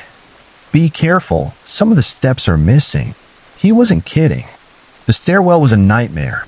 Crumbling concrete, exposed rebar, and gaps where you had to jump or risk falling. We climbed slowly, our breathing echoing in a tight space. By the 10th floor, I was sweating, but the air was weirdly cold, not what you'd expect in Bangkok's humid heat. "Is it just me? Or is it getting colder?" Anna asked, saying what I'd been thinking. It was strange, like walking into a fridge. "Old buildings can trap cold air," Josh offered, but he sounded like he was trying to convince himself more than us. We kept going, stopping every few floors to poke around. Most floors were the same, bare concrete, leftover construction junk, more graffiti. Some had killer views of Bangkok through empty window frames, the city sparkling below like it was mocking the tower's decay. I snapped a ton of photos, loving the contrast between the rotting interior and the glowing skyline outside. Around the 30th floor, things started to feel off. The graffiti thinned out, the air got even colder, and the silence hit me hard. Not just quiet, but a total absence of sound except for our footsteps and breathing. Even the hum of Bangkok's traffic, which you'd expect to carry up, was gone. "It's so quiet," I whispered, and my voice felt weird, like it got swallowed up by the air. "We're pretty high up," Mark said. "Sound doesn't carry from the street." But it wasn't just that. Our words felt muffled, like they couldn't travel more than a few feet. We pushed on. By the 43rd floor, I was uneasy, and I could tell the others were too. Our chatter had died down, and everyone was moving more carefully, like we were all waiting for something to happen. "Let's check out this floor," Tim said, pushing open a heavy metal door. This floor felt different, more complete. There were partial walls forming rooms, piles of old construction gear, and plastic sheets hanging from the ceiling that swayed slightly, even though there was no breeze. We split up a bit to explore, staying close enough to see each other's lights. I wandered toward what looked like it was meant to be a bathroom, my flashlight bouncing off broken tiles. That's when I hit a cold spot, so cold it felt like stepping into a deep freezer. My breath clouded in front of me, and goosebumps prickled my skin. I swung my flashlight around and froze. In the corner was a figure, not solid, more like a shadow with weight, darker than the darkness around it. Where its face should have been, there were two glowing points, like eyes. I couldn't move, couldn't breathe. It didn't come closer, but I heard something, a faint whispering too quiet to make out words, but I knew what it meant. We weren't welcome. We needed to leave. "Guys," I called out, my voice shaking. "Guys, come here." Josh appeared behind me. "What's up?" I pointed to the corner, but it was empty now, just bare concrete. "I saw something," I said, knowing how it sounded. "Like a shadow person with eyes." Josh gave a nervous laugh. "This place messes with your head, man." I wanted to argue to make him understand it wasn't just my imagination, but I let it drop. We rejoined the group, and I kept my mouth shut about it. "Let's go to the rooftop," Anna suggested. That's supposed to be the best part. The final climb to the roof was the sketchiest yet. Parts of the stairs had completely collapsed, forcing us to balance on exposed beams and rebar. One wrong move, and you'd fall hundreds of feet. When we finally pushed through the door to the rooftop, the view was unreal. Bangkok sprawling out in every direction, a sea of lights twinkling below. The rain had stopped, but the air was thick and heavy. Despite the view, I couldn't shake the dread sitting in my gut. Something was wrong. The others were taking photos and pointing out landmarks, but I hung back, glancing over my shoulder every few seconds. Tim walked over. "You okay?" "You seem on edge." "Just tired from the climb," I lied. "It's a lot of stairs." We stayed up there for about 20 minutes, but everyone seemed ready to leave way sooner than you'd expect after all that effort. "We should head down," Mark said. "It'll take a while, and I don't want to be climbing those stairs when we're wiped out." Everyone nodded too fast, like we were all looking for an excuse to get out. As we gathered our stuff, I noticed something weird. Through an open section where a wall should have been, a few floors down, maybe around the 40th, I saw a light flickering. Not a flashlight or phone, but a warm yellow glow, like an old lamp or candle. "Hey," I said, pointing. "Does anyone else see that light?" They crowded around, following my gaze. "I don't see anything," Anna said. "Me neither," Josh added.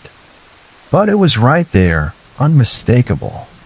"I'm going to check it out," I said, feeling this pull I couldn't explain. "Are you nuts?" Mark asked.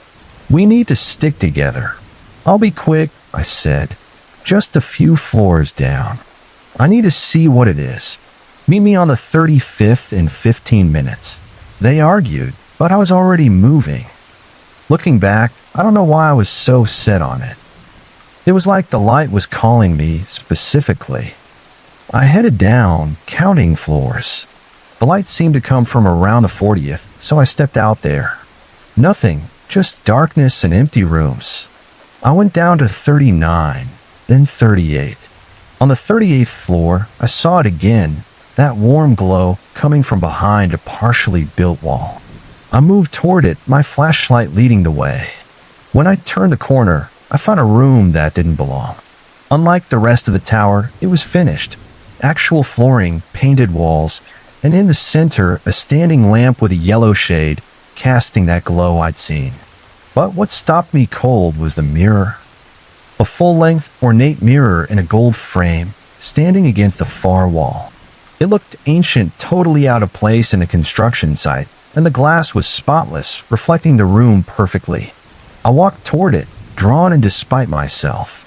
My flashlight lit the way, but when I got close enough to see my reflection, my blood froze. It wasn't me in the mirror. Instead, I saw a woman, maybe in her 30s, with long black hair and a face twisted with sorrow and rage. She was wearing old-school construction clothes, a hard hat, work boots, a dirty shirt, but they were torn, bloodied. I couldn't move, couldn't scream. Her eyes locked onto mine, so intense it felt like they were crushing me. Then she moved, pressing her hand against the glass from her side. The surface rippled like water, and her fingers started to push through, reaching for me. I stumbled back, knocking over the lamp. It went out instantly, plunging the room into darkness except for my flickering flashlight. In its shaky beam, I saw her stepping out of the mirror, her movements jerky, unnatural. Where her feet hit the floor, wet footprints appeared, not water, something darker. I ran. I didn't look back, just bolted for the stairwell, my heart slamming in my chest. Behind me, I heard a wail, pure, raw anguish that echoed through the empty building. It wasn't loud, but it was everywhere, like it was coming from the walls themselves. I took the stairs 3 at a time, risking a fall, not caring. The wailing followed, sometimes far off, sometimes so close it felt like she was breathing down my neck. I blew past the 35th floor without stopping. I couldn't think about the others, couldn't think about anything but getting out. Around the 20th floor, my flashlight died completely, leaving me in pitch black. I groped my way down, clinging to the railing, my hands slick with sweat, my breathing ragged. The wailing had stopped, but the silence was worse, like she was listening for me. I don't remember much of the rest of the descent, just the panic, the feeling of being hunted, the desperate need to reach the ground. When I finally burst into the lobby, I saw moonlight streaming through the entrance. I ran for it, not slowing until I was outside the fence, back on a normal Bangkok street with cars and people in reality. I collapsed on the sidewalk, gasping for air.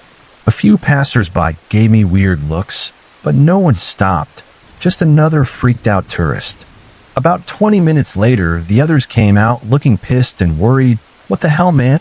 Tim yelled. "We waited for you. We had to come looking. Did you see her?" I asked, my voice shaky. "The woman from the mirror." They exchanged glances, the kind you give someone you think's gone off the deep end. "There was no woman," Anna said gently, "and no mirror. We followed your path to that floor. It was just empty rooms and construction stuff." I tried to explain. The finished room, the lamp, the mirror, the woman stepping through the glass. The more I talked, the more I saw the doubt in their eyes. Later, back at the hostel, I looked up the tower's history. I found bits and pieces about a female construction worker who died during the building's construction. Some said she fell down an elevator shaft. Others said she was crushed by falling materials. The details were murky, but her existence seemed real. Some locals believe she protects the tower, keeping out intruders. Others say she's angry, trapped because the building was never finished, never properly blessed according to Thai traditions. I don't know what's true. I just know what I saw, what I felt. The others think I freaked out in the dark, that my mind played tricks on me. Maybe they're right, but since that night, I've had the same dream over and over. I'm standing in front of that mirror, but I'm on the other side, inside the glass, looking out at the empty room, waiting for someone to come close so I can be free. I canceled the rest of my trip. I'm heading home tomorrow. Some things you can't unsee or unfeel. Sometimes the ghosts you meet don't just live in abandoned buildings. They follow you home, lingering in the corners of your mind, waiting for you to let your guard down. I can feel her sometimes when I catch my reflection in a window or a mirror. For a split second, I see her face instead of mine. Those eyes full of sorrow and rage. I don't know what she wants from me. I don't know why she picked me. But I know one thing, Sadhorn Unique Tower isn't just a building. It's a doorway. And I'm terrified I didn't close it when I ran. I never bought into supernatural stuff. Sure, I'd watch horror movies and get a kick out of a good scare, but it was all just fiction to me, locked away in the not real part of my brain. That all changed after what happened at Cassandra's house last month. I'm still trying to wrap my head around it, honestly. Cassandra and I have been friends since high school. We're total opposites. I'm the practical one, juggling a part-time job at McDonald's while studying, while she's all about crystal healing, tarot cards, and witchcraft. I never gave her a hard time about it, but I didn't take it seriously either. She'd talk about the spirits in her house, how they spoke to her through dreams, and I'd nod along, thinking she was being a bit extra. That night at her place flipped everything I thought I knew upside down. It was supposed to be a chill sleepover, nothing out of the ordinary, just movies, junk food, and catching up. I got to her place around 8 p.m. with my overnight bag and a pizza. Her house always had this weird vibe, not bad exactly, just off. The air felt heavier, like it was pressing down on you. I used to tease her that it was all the incense she burned, but now I'm not so sure. We stayed up late, talking about everything. Work drama, relationship stuff, the usual. I vented about my manager piling on extra shifts at McDonald's, and how my boyfriend, Matt, had been acting distant lately. Cassandra listened, lighting another candle here and there or fiddling with her crystals. By 3 a.m., we were both wiped, but for some reason, I couldn't fall asleep. I lay on her pull-out couch, staring at the ceiling while she snored softly in her bed across the room. I must have finally dozed off around 10 a.m., which is wild. I've been awake for over 24 hours by then. What happened next still gives me chills. I started dreaming, and it was set at McDonald's, which wasn't unusual. I get those stress dreams all the time, registers jamming, customers yelling, that kind of thing. But this was different. It was so vivid, like I was actually there. The colors were sharper, the sounds crystal clear. I could smell the fries, feel the greasy floor under my shoes. It felt more real than real life. In the dream, I was working a normal shift, taking orders, making fries, business as usual. Then I needed to use the bathroom. I walked down the back hallway, past the manager's office, where the lights were flickering a bit, like they sometimes do when the AC kicks on. The bathroom looked normal at first. Same ugly yellow tiles, same busted paper towel dispenser. I went into a stall, and then I heard it, a rustling sound coming from the vent near the ceiling. I looked up, and my blood ran cold. There was a snake, but not a normal one. This thing was huge, thick as my arm, and way too long, slithering partway out of the vent. What made it worse was its face. It had a rabbit's face, pink nose, long ears, but with cold, reptilian eyes. It didn't make any sense. My brain was screaming that this thing couldn't exist, but there it was, staring at me. I should have screamed or run, but the weirdest thing happened. After that first wave of terror, I felt calm, like something was numbing my fear. Then it spoke. "Hello, Sophia," it said in a soft male voice that was oddly soothing. I never heard it before. "Don't be afraid." "What are you?" I asked, my voice steady despite everything. "A visitor," it said, tilting its bizarre rabbit snake head. "I've been watching you for some time. That should have freaked me out more, but in the dream, it didn't." We started talking, and it felt like the conversation went on for weeks, maybe months, all crammed into what must have been minutes of real sleep. It asked me so many questions about Earth, about humans, about our lives. "What purpose does your work serve?" it asked, meaning McDonald's. "We serve food to people who are hungry," I said, feeling like I was giving a tour at a museum. And these people, they come to you rather than prepare their own sustenance. It's faster, more convenient, I explained. It seemed fascinated by the idea of convenience. Fascinating, it said. You trade time for ease. The questions kept coming, about relationships, emotions, physical sensations. I tried to keep my answers vague, not getting too personal. Some deep instinct told me this thing wasn't human, wasn't from here, and giving away too much could be dangerous. At one point, I mentioned Matt in passing, and it zeroed in. Your species forms pair bonds, it said, like it was studying me. For reproduction? Sometimes, I said, but also for companionship. For love. Love, it repeated, like it was tasting the word. This concept is difficult to translate. At some point, I lost track of the snake-rabbit thing. It had been slithering further into the bathroom, and then it was just gone. I left the bathroom and went back to work, but I felt uneasy.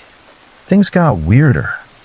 I was taking an order when I caught my coworker Jen staring at me from the drink station. For a split second, her face flickered, turning into that rabbit snake face before snapping back to normal. It happened so fast I almost missed it. My heart started racing. Could this thing look like us? Become us? I started second-guessing everyone. Was my manager really my manager? Was the regular who always got a large coffee with 6 sugars actually human? The paranoia was suffocating. Then panic broke out. People were running, employees shouting. Someone said a coworker had collapsed in the kitchen, maybe died. My first thought was that the entity had done something, hurt someone, killed someone. I couldn't get a straight answer about who it was or what happened. I had to get out. I ripped off my name tag, tossed it on the counter, and headed for the exit. As I pushed open the door, I felt something behind me, a presence. I didn't look back. I ran through the parking lot, past the drive-thru, across the street. I could feel it chasing me, but when I finally turned around, there was nothing there. I ended up in a park near the restaurant, trying to catch my breath. That's when I saw it again, the entity, but now it looked like an elderly woman sitting on a bench, talking to someone I couldn't quite see. Their conversation seemed heated, but I was too far to hear. Her face flickered, showing the rabbit snake underneath. Then I woke up. I shot up on Cassandra's pull-out couch, soaked in sweat. The clock said 2:30 p.m. I'd slept less than 5 hours, but it felt like I'd lived through weeks in that dream. Cassandra was sitting cross-legged on her bed, reading. When she saw I was awake, she put her book down and looked at me, worried. "You were making noises in your sleep," she said. "Bad dream." I spilled everything. The snake with the rabbit face, the endless questions, the shape-shifting, the death at McDonald's, the chase. Her face shifted from concern to fascination. "That doesn't sound like a normal dream," she said when I was done. "That sounds like contact." "Contact with what?" I asked, though I was scared. I already knew. "A spirit, maybe," she said. "One of the ones that lives here." She bit her lip, thinking. "Wait here." She went to her dresser and pulled out her tarot deck, the old worn one she says gives the best readings. I watched her shuffle the cards, eyes closed, focused, before laying out a 3-card spread. I don't know much about tarot, but I remember the cards, the moon, the devil reversed, and the lovers. Cassandra studied them for a long time, her brow creased. "This is interesting," she finally said. "The spirit that visited you is jealous." "Jealous of what?" I asked. "Not what. Who?" She tapped the lover's card. "I think it has a romantic interest in you." I felt sick. "That's impossible. It's not even human. Spirits don't always get human boundaries," she said. "This one seems to have latched onto you. The reversed devil suggests it's trying to break free of something to reach you." All I could think about was how the entity had reacted when I mentioned Matt. It had seemed curious, maybe even annoyed. And Matt had shown up in the dream, bringing me lunch during my shift. The entity had watched us from behind the counter, its rabbit snake face unreadable. "Why me?" I asked. Why now? Cassandra shrugged. Spirits pick who they pick. Maybe something about your energy drew it in. I stayed at her place until evening, too shaken to go home. We tried to distract ourselves with TV and more junk food, but I couldn't stop thinking about the dream, about the entity's questions, its obsession with human life, and worst of all, its ability to take human form. The part that haunts me most is how it turned violent. Why did someone die in the dream? Was it a message? A warning? A threat? It's been a month since that night, and I haven't had another dream like it. I've even slept over at Cassandra's again, half terrified, half hoping to see it again, just to understand what it wanted. But nothing's happened. I did quit my job at McDonald's, though. I couldn't handle being in that bathroom, staring at the vent, wondering if something was watching me. My manager was confused. I'd always been reliable, but I couldn't tell her the real reason. Sometimes, when I'm drifting off to sleep, I think I hear that soft male voice again, asking me about humans, about emotions, about love. Sometimes, when I'm out in public, I catch myself staring at strangers' faces, looking for any flicker, any sign they might not be who they seem. I don't know what came to me that night. I don't know if it was a spirit from Cassandra's house or something else entirely. All I know is that it's still out there, watching, learning, waiting. And the scariest part, I'm not entirely sure I don't want to see it again.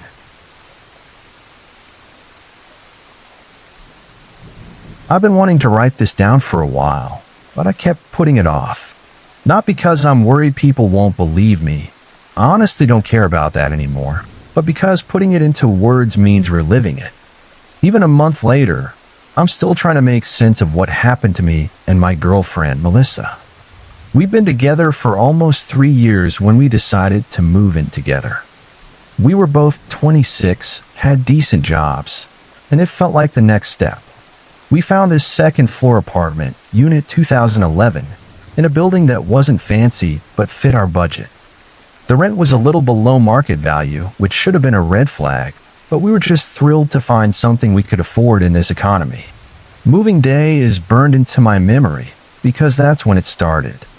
We were hauling boxes up the stairwell, and the second my foot hit the second-floor landing, I got slammed with this weird feeling.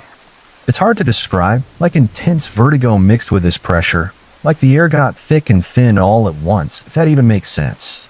I had to put my box down and lean against the wall to keep from falling over. Melissa asked if I was okay, and I brushed it off, blaming it on climbing 3 flights of stairs with heavy boxes. I've had anxiety attacks before, so I thought it might be that, but this was different. It felt like something outside me was pushing against me. We spent that first day setting up the basics: bed, couch, kitchen stuff. The apartment was nothing special. 2 bedrooms, one we planned to use as an office, 1 bathroom, a combined living room and kitchen area. Nothing seemed obviously wrong, but every time I walked through the front door, I felt this heaviness settle over me. By the end of moving day, I was exhausted in a way that didn't match the work I'd done. That night, I couldn't sleep.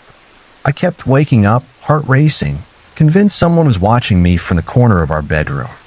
I jerk awake, stare into the darkness, but there was never anything there.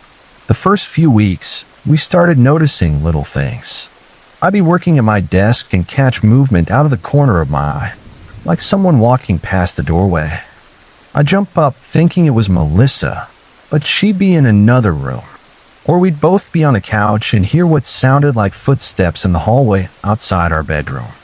Then there were the smells, random, gross odors that would show up out of nowhere, like rotting meat or something burning, then vanish an hour later. We checked everywhere. Dead rodents in the walls, cleaning supplies left out, spoiled food. Nothing. The smell would just hit intense in one spot, then disappear. When we were decorating, I didn't want to hang mirrors in the living room. Melissa thought it was weird since we had a nice big one that would have opened up the space. When she asked why, I couldn't give her a good reason, just mumbled something about feng shui. Truth is, I was scared of what I might see in them. Not my reflection, but something else. About a month in, I noticed how drained I felt all the time. I leave for work feeling fine, have a normal day. But the second I stepped into apartment 2011, it was like someone flipped a switch. My energy would vanish. I started dreading coming home, which was crazy because I've been so excited to live with Melissa. That's when the fighting started. We'd never been big fighters before.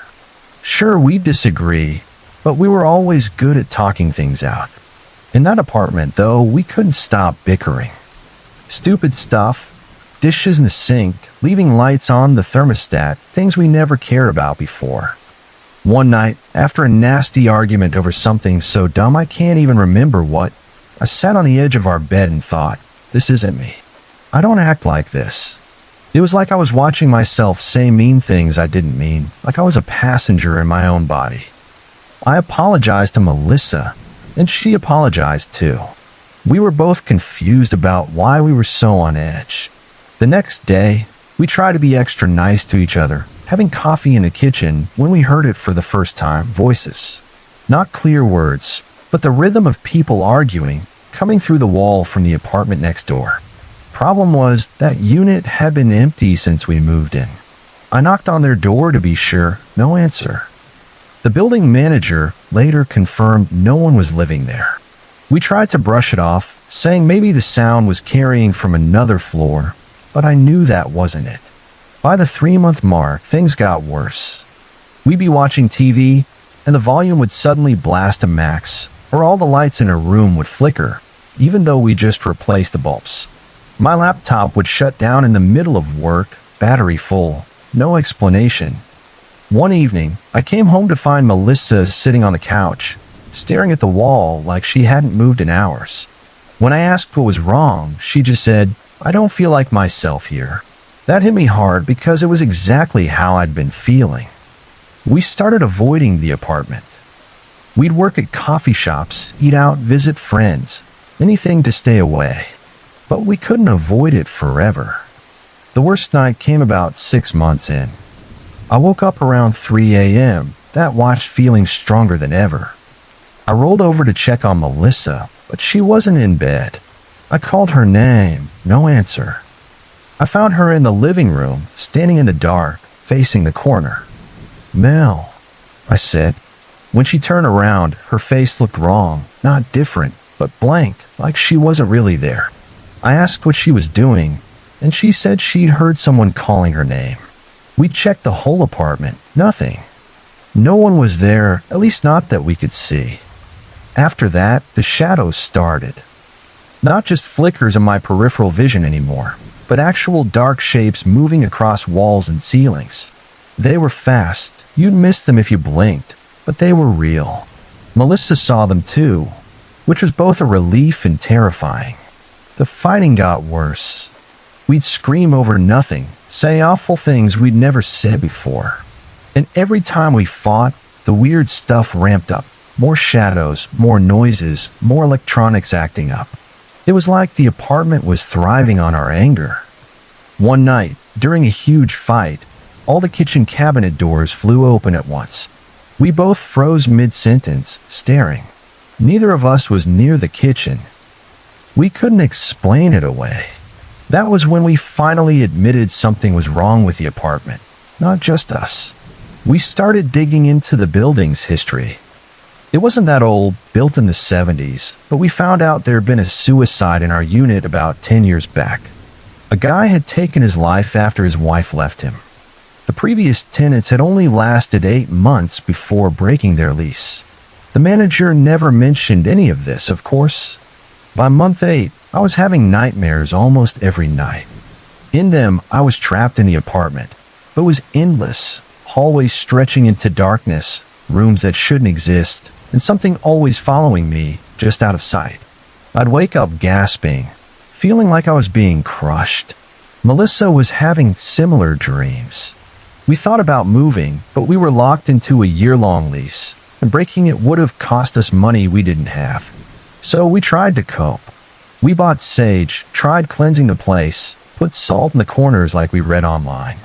Nothing worked. Around month 10, I started hearing whispers when I was alone. Not clear words, just urgent murmuring, like it was coming from inside the walls. Sometimes it was one voice, sometimes many. I never told Melissa. I was afraid she'd think I was losing it. Maybe I was. But the worst part wasn't the spooky stuff. It was what that place was doing to us, to me. I didn't recognize myself anymore. I was angry, suspicious, mean. Melissa and I, who used to talk about getting married, could barely stand to be in the same room.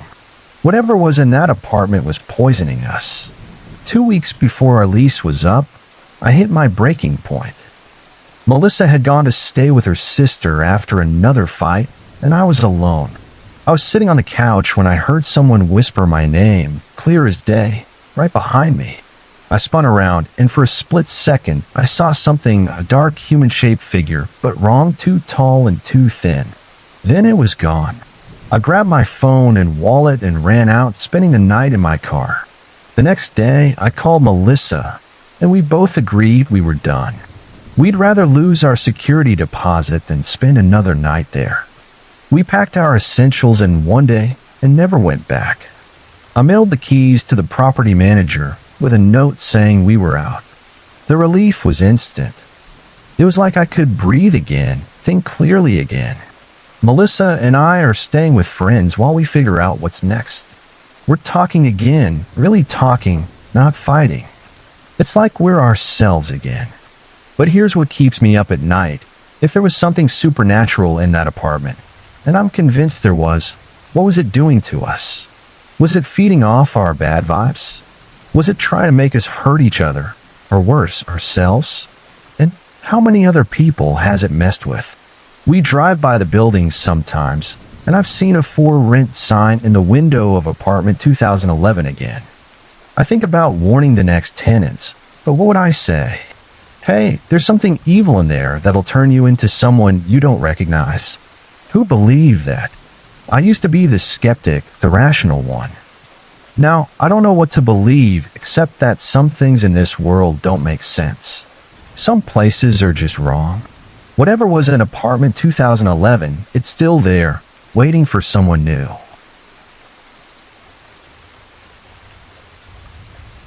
I've been meaning to write this down for a while, but I kept putting it off.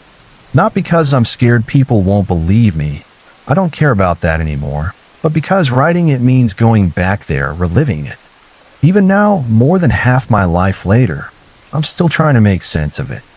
I didn't talk about it for years, not even with my sister, Emma, who was there that night. I'm not sure why I'm finally doing this. Maybe turning 30 last month made me realize I've been carrying this around too long. Maybe it's because I can't sleep right anymore, and getting it out might help. Or maybe I just need to know if anyone else has seen something like this. This happened when I was 12 in Millfield, a small town where the biggest excitement was the high school football game on Friday nights. Our house was on Cedar Lane, a quiet street with big oak trees and houses spread out. We'd lived there since I was born. I shared a bedroom with Emma, who was 14. We had a bunk bed, her on top, me on the bottom, at the end of the upstairs hallway. Our parents' room was at the other end, with the bathroom and our brother's room in between. He was away at college that year. It was late October, right around Halloween season, with decorations up in our classroom. It was a Tuesday night, nothing special. We'd gone to school, done homework, eaten dinner, and gone to bed like always.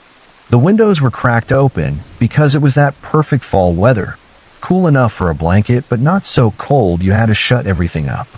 I fell asleep fast that night, which wasn't always the case. I was the kind of kid who'd jump at every little noise, imagining monsters or burglars. But that night, after finishing a book report, I crashed hard. I don't know what time it was when I woke up. The digital clock was on Emma's side, and I couldn't see it from my bunk, but it was that deep, silent part of the night, probably between 2 and 4 a.m., when the world feels like it's holding its breath. What woke me wasn't a sound exactly, but a shift in the air, like when someone walks into a room before you see them. My eyes snapped open, and I was wide awake, alert in a way you usually aren't right after waking up. Our bedroom door was opening, slowly, deliberately. It didn't creak, Dad was obsessive about oiling hinges, but it moved like someone was being careful. I thought it might be Mom checking on us, like she did when she couldn't sleep. But it wasn't Mom. When the door opened fully, I saw it. A figure taller than Dad, who was 6 feet. The hallway nightlight was on behind it, so I could see its outline clearly, but that's all it was, an outline. It was dark, not like someone in dark clothes, but like a piece of night shaped like a person. I couldn't move, couldn't scream. I just lay there, barely breathing, watching. The figure stood in the doorway for what felt like forever, but was probably just seconds. Then it stepped into our room. It didn't float, but it moved with this eerie, smooth grace. And it was solid. That's what freaked me out most. This wasn't some wispy ghost. It was as real as me, but completely black. No face, no features, just a silhouette. I could tell it was masculine, broad shoulders, narrow hips, tall. It wasn't wearing clothes I could make out, but it wasn't naked either. Just a shadow, a three-dimensional shadow that moved on its own. The worst part was, I knew I wasn't dreaming. I could feel the cool breeze from the window on my face, hear the faint tick of the hallway clock. I was awake, no question. The shadow man walked across our room toward the far wall, where Emma's guitar was propped up. She'd been learning to play for about 6 months, and she always left it leaning against the wall by her desk. The shadow reached down and picked it up. I remember thinking, how can it touch things if it's not real? But it did. It held the guitar like it knew what it was doing, positioned its hands, or where hands would be, and strummed once. Just once. The soft chord hung in the air, clear in the silent night. Then it set the guitar back down carefully, but not quite where Emma always put it, a few inches to the left. As it turned to leave, it bumped her desk, not hard, but enough to knock over her pencil cup. Pens and pencils clattered across the surface, some rolling onto the floor. The shadow paused, looking down at the mess, though how it could look without eyes, I don't know. It didn't try to fix it, just moved toward the door. I was still frozen, holding my breath, but something made me glance up at the top bunk. I couldn't see Emma, but I felt her move. She was awake too. The figure stepped into the hallway and pulled the door closed behind it. The soft click of the latch snapped me out of whatever trance I was in. From above, Emma's voice came, shaky and quiet. "Did you see that?" Those 3 words hit me like a shock. She'd seen it too. It wasn't just me. We both scrambled out of bed at the same time. Emma nearly fell off the ladder in her rush. I hit the light switch first, and we stood there, blinking in the sudden brightness, staring at each other, pale and wide-eyed. Emma was trembling, and I probably was too. What was that? I whispered, afraid to speak too loud in case it hurt us. Emma shook her head. I don't know. We looked around the room. The guitar was where the shadow had left it, not in its usual spot. The pencils and pens were scattered across Emma's desk, some on the floor. And then we saw it, a small puddle of water on the floor between the desk and where the figure had stood, about the size of my palm. It hadn't been there when we went to bed. Neither of us had drinks in the room.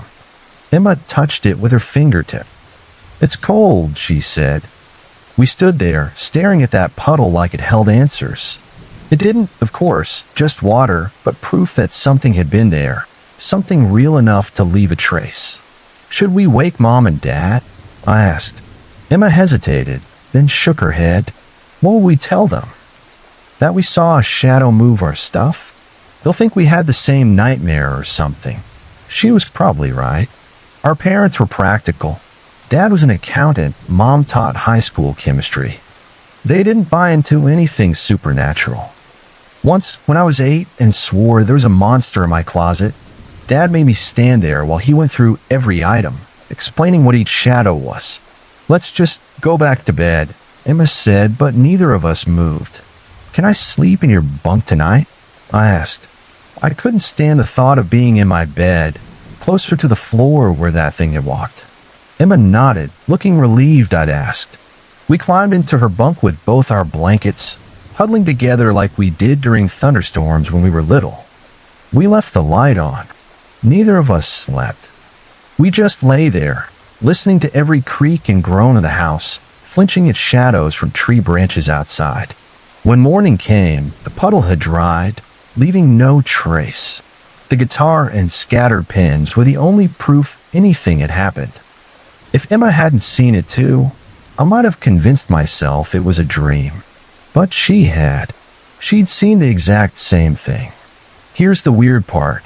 After that night, we never talked about it again. Not the next day, not the next week, not ever. It was like we silently agreed to pretend it didn't happen. We cleaned up the room, put everything back, and went on with our lives. Maybe it was our way of coping, thinking if we ignored it, we could forget it. But I never forgot. Not a single detail. I think that night changed things between us. We've been close before, not always getting along, but close in that sister way. After that, something shifted. We started spending less time together, finding excuses to be apart. By the time Emma went to college 4 years later, we were like strangers sharing a house. Now, 15 years later, we barely talk. She's in Seattle with her husband and kids. I'm still on the East Coast. We send birthday and Christmas texts, but that's it. We haven't been in the same room for more than a few hours since Dad's funeral 3 years ago. I wonder if she remembers that night as vividly as I do. If she lies awake sometimes thinking about the shadow man who came into our room, played a chord on her guitar, and left, leaving nothing but a puddle of water and a memory that won't fade. What haunts me most isn't the fear. It's that the shadow man never acknowledged us. It didn't turn toward our beds, didn't seem to notice we were there. It came for a reason to play that one chord, and then left like we were the ghosts, not it. I've looked up shadow people over the years. There are tons of stories online, but none quite like ours. Most describe menacing figures watching from corners or looming over beds. Ours wasn't threatening. It was just there doing its thing, sharing our space for a moment before moving on. I keep thinking about that puddle of water. Where did it come from? Why would a shadow leave water behind? Was it crossing from some other place, bringing a piece of it with it? Or was it once a person, and the water was all that was left of its humanity? I've never had another experience like it. No ghosts, no weird sightings, just that one night with something that shouldn't exist. Last month, when I turned 30, I almost called Emma. I had her contact pulled up, my finger hovering over the call button. I wanted to ask, do you remember the shadow man? Do you still think about that night? But I couldn't do it. What if she didn't remember? What if she thought I was nuts? Worse, what if talking about it somehow brought it back? So I put my phone down and poured another glass of wine instead. But something's been eating at me lately, the real reason I'm writing this. Last week, I was cleaning out old boxes from my parents' house, Mom selling it to move to a retirement community in Florida. In a box of my childhood stuff, I found an old notebook. Flipping through it, I saw an entry dated the day after that night. In my 12-year-old handwriting, there was one sentence. It came to play music. Reading that sent a chill through me. I still can't shake. Because now I'm wondering, what if it wasn't random? What if it came specifically for that guitar? It was just a cheap acoustic Dad bought Emma for her birthday. She played it for a few years, then lost interest in high school. I don't even know what happened to it after she left for college. But what if there was something about it that drew the shadow man? I don't have answers. I probably never will. But sometimes when I'm drifting off to sleep, I swear I hear that single chord echoing in the dark.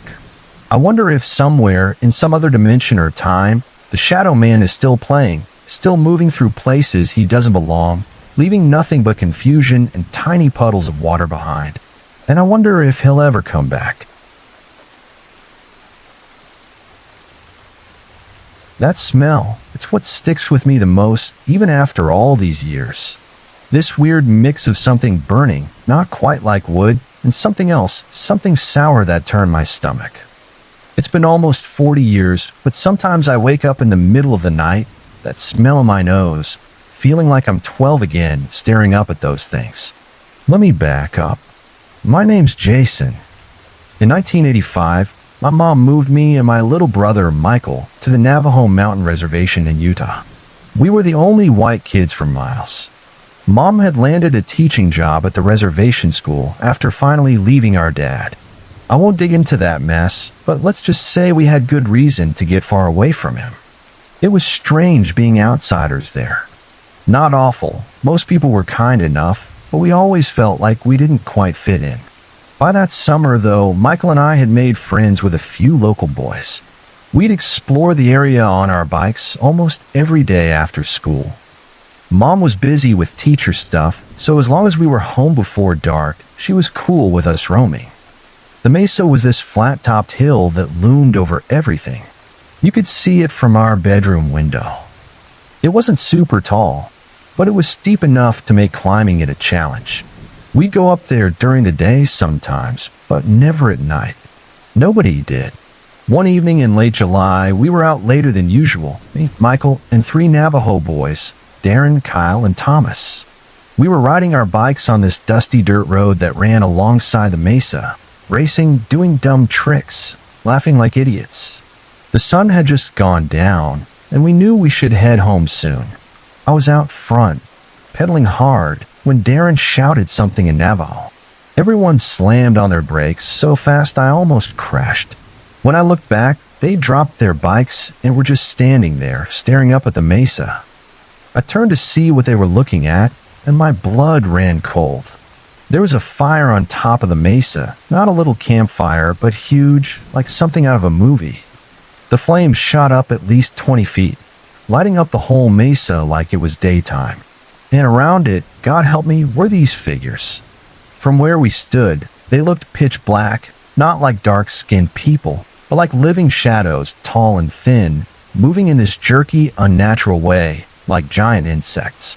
Think praying mantis or spider, but human-sized. They were doing something that looked like dancing, but it was wrong, not like any dance I'd ever seen. My mouth went dry.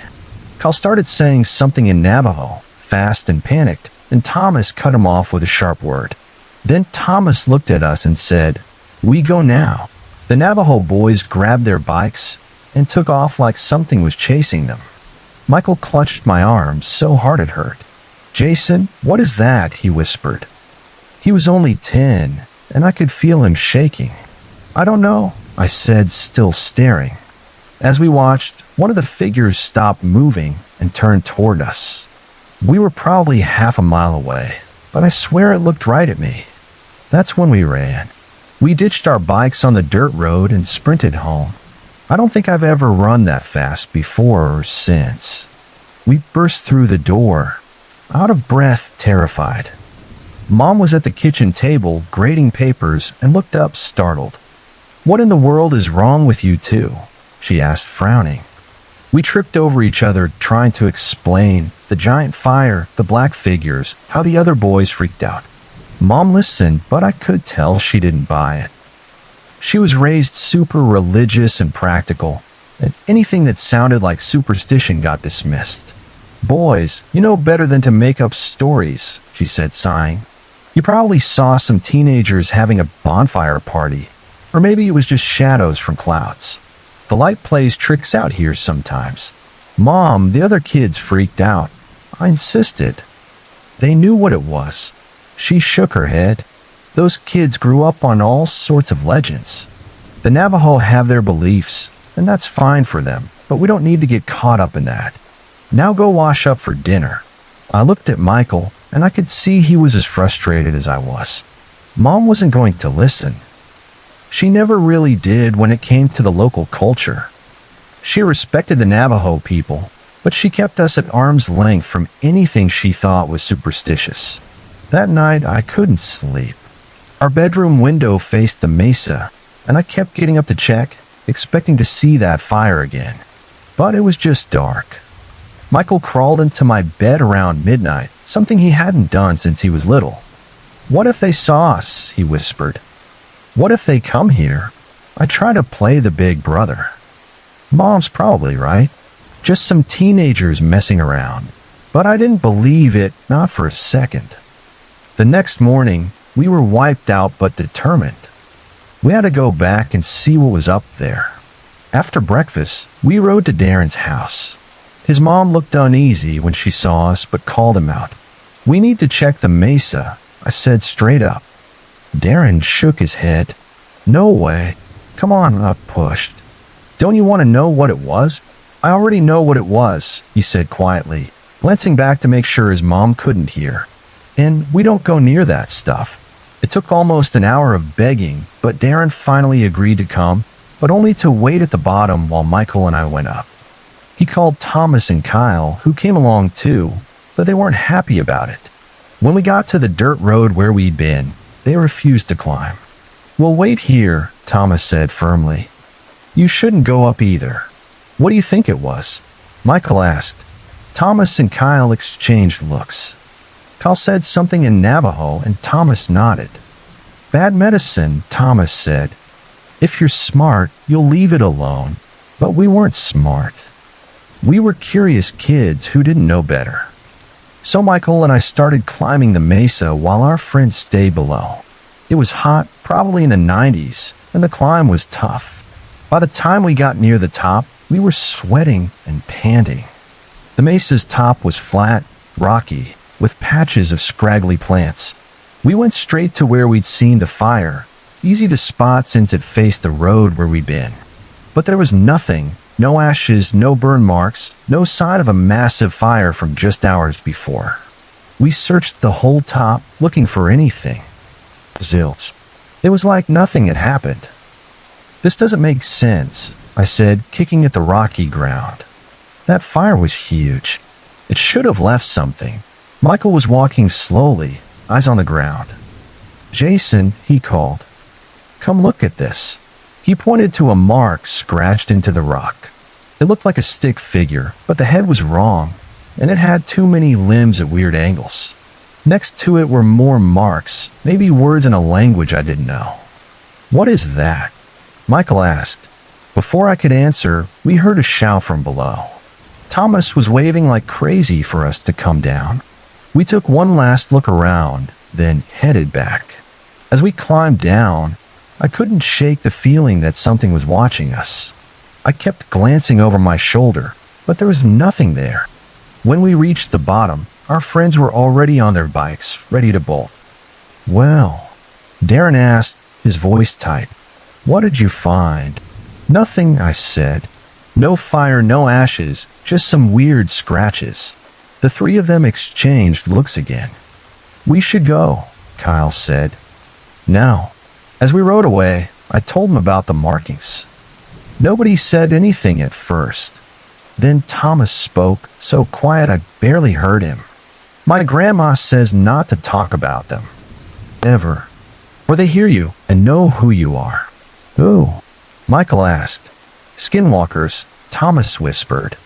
That was the last time they ever talked about it with us. Over the next few weeks, we tried bringing it up, but they'd change the subject or suddenly have somewhere to be. Eventually, our friend group just kind of fell apart. They'd still talk to us at school, but they didn't want to hang out anymore. I asked my social studies teacher about skinwalkers once, hoping for some textbook explanation. She just stared at me for a long moment, then said, "We don't discuss those things." If you're interested in Navajo culture, I can recommend books about our history and traditions. I even tried asking an elderly woman who helped in the school cafeteria. The second I said "skinwalker," she turned and walked away without a word. The silence around it made it scarier. If no one would talk about it, it had to be serious, right? For weeks, I had nightmares about those black figures. In my dreams, they'd stop dancing and turn to look at me all at once, then start moving toward me with those jerky, insect-like movements. I tried to run, but my legs wouldn't work. Sometimes, one would reach out with fingers that were too long, too cold, too wrong. Mom got worried about my nightmares, but chalked them up to adjusting to the reservation or leftover trauma from life with our dad. She never linked them to what we'd seen. About 2 months later, Michael woke me up in the middle of the night, shaking me. "Jason, look outside," he hissed. I stumbled to the window, half asleep. At first, I didn't see anything. Then I caught movement at the edge of the porch light. Someone was standing in our yard, just where the light faded. It looked like a person, but the proportions were off, arms too long, almost to its knees, body hunched and twisted. As we watched, it raised its head and looked right at our window. I couldn't see a face, just darkness where one should have been. Then it took a step toward the house, moving with that same jerky motion we'd seen on the mesa. I yanked the curtain shut and pulled Michael away. "Should we wake Mom?" he whispered, his voice shaking. "No," I said. "She won't believe us." We huddled in my bed, too scared to look outside again. Michael eventually fell into a fitful sleep, but I stayed up until dawn, listening for any sound of something trying to get in. In the morning, I checked outside. Nothing, no footprints, no sign anything had been there, just like the mesa. I started wondering if I was losing it. We stayed on the reservation another year before Mom got a better job in Colorado. I can't tell you how relieved I was to leave.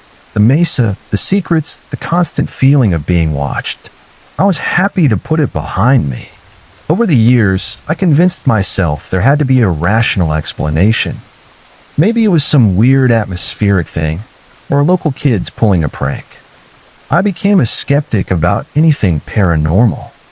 It's easier to believe in logic than to accept there are things we can't understand. But here's the thing, I'm 50 now. I've got a good job, a wife, 2 daughters. I'm as normal as it gets. I hadn't thought about that night in years. Then, in 2019, my oldest daughter, Jessica, got curious about her heritage for a school project. She found out I'd lived on a Navajo reservation and decided to visit for research. I tried to talk her out of it, but she's stubborn like her mom. She went for a week, stayed at a bed and breakfast near the reservation, and interviewed locals. When she came back, she was different, quieter.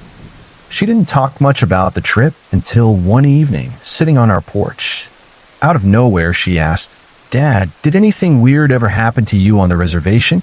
My heart nearly stopped. "Why do you ask?" She stared off into the distance.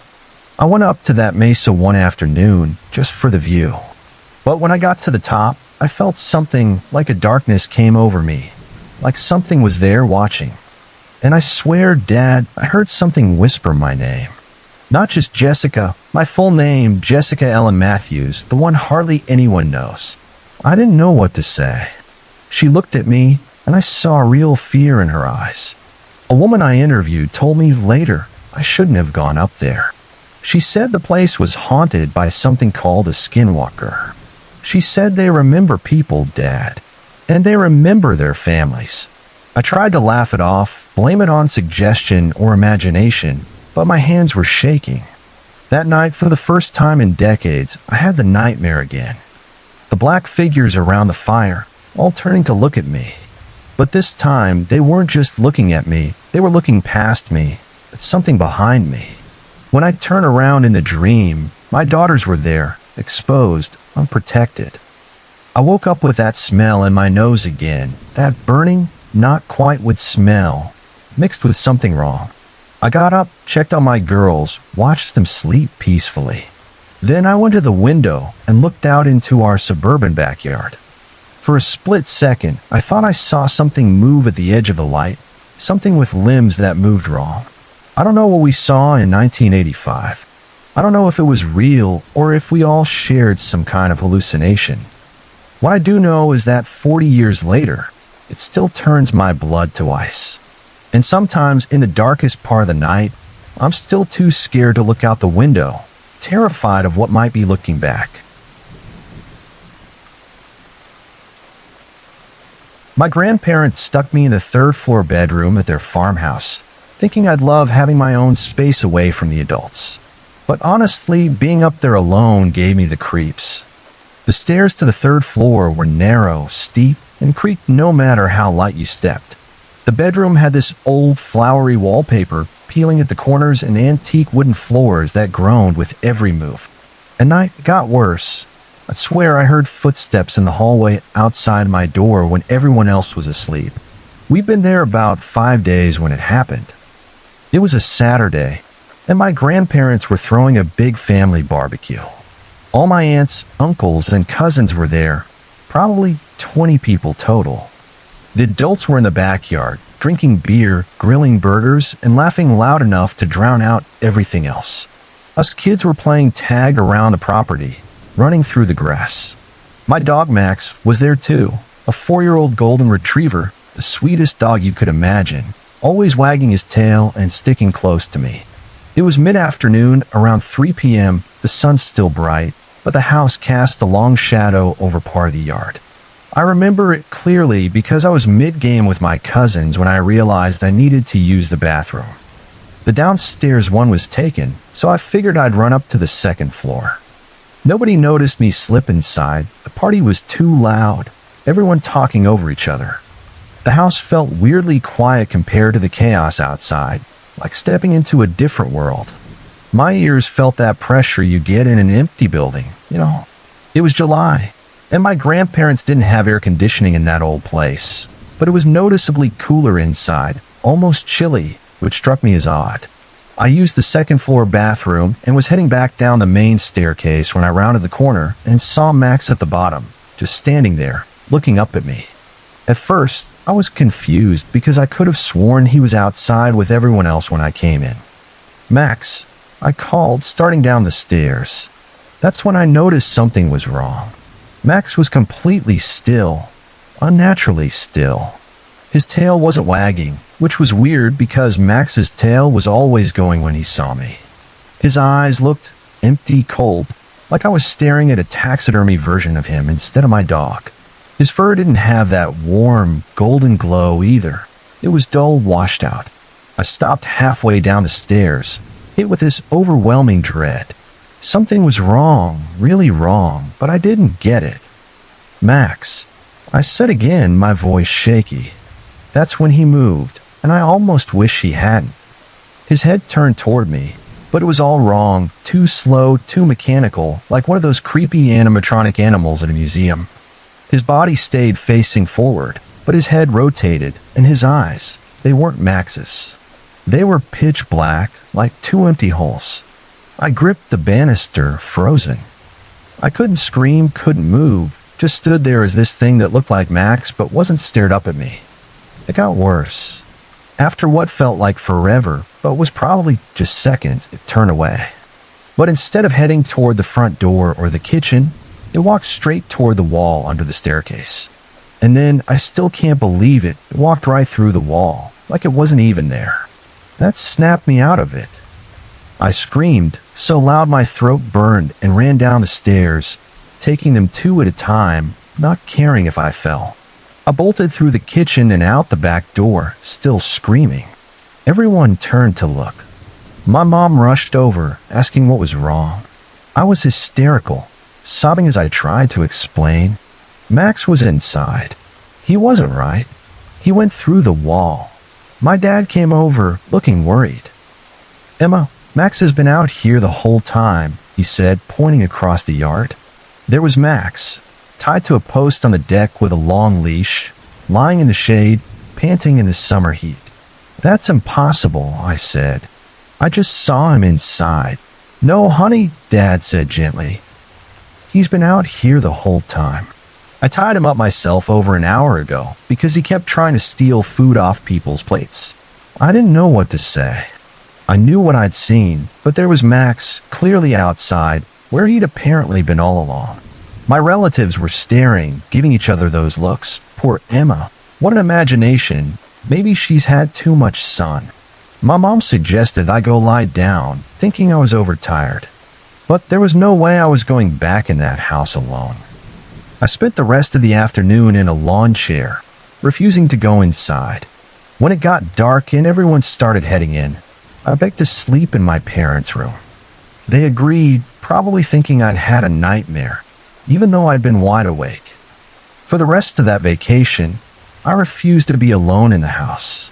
I made someone come with me even to use the bathroom. My parents thought I was being dramatic, but they didn't get it. They hadn't seen what I saw.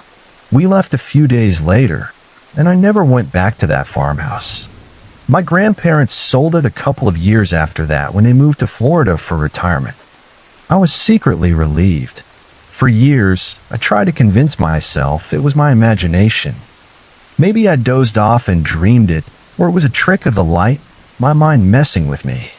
But deep down, I knew it was real. Then last year, I was scrolling through some online forums about paranormal stuff and stumbled on a post about something called mimics. The post described them as entities that take the form of someone or something you trust, like a family member or pet, to feed on fear or negative energy. It said they often appear in old houses with a lot of history, and they always get something slightly wrong. The eyes, the movements, something that gives them away. Reading it sent chills down my spine because it matched exactly what I'd seen. The unnatural movements, the wrong eyes, the overwhelming sense of wrongness. What freaked me out even more was a comment saying mimics often show up in 3-story houses and tend to target kids or teens who are alone, especially at liminal times, like when you're between childhood and adulthood. I was 12 that summer, right in that in-between age, and I'd been alone in that 3-story house when it happened.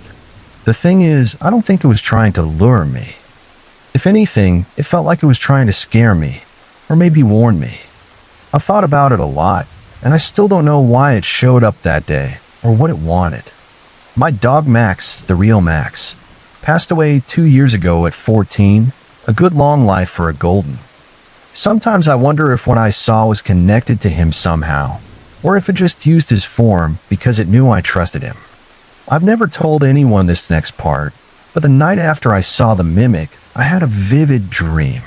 I was walking through my grandparents' house, but all the rooms were empty. No furniture, no people, just bare walls.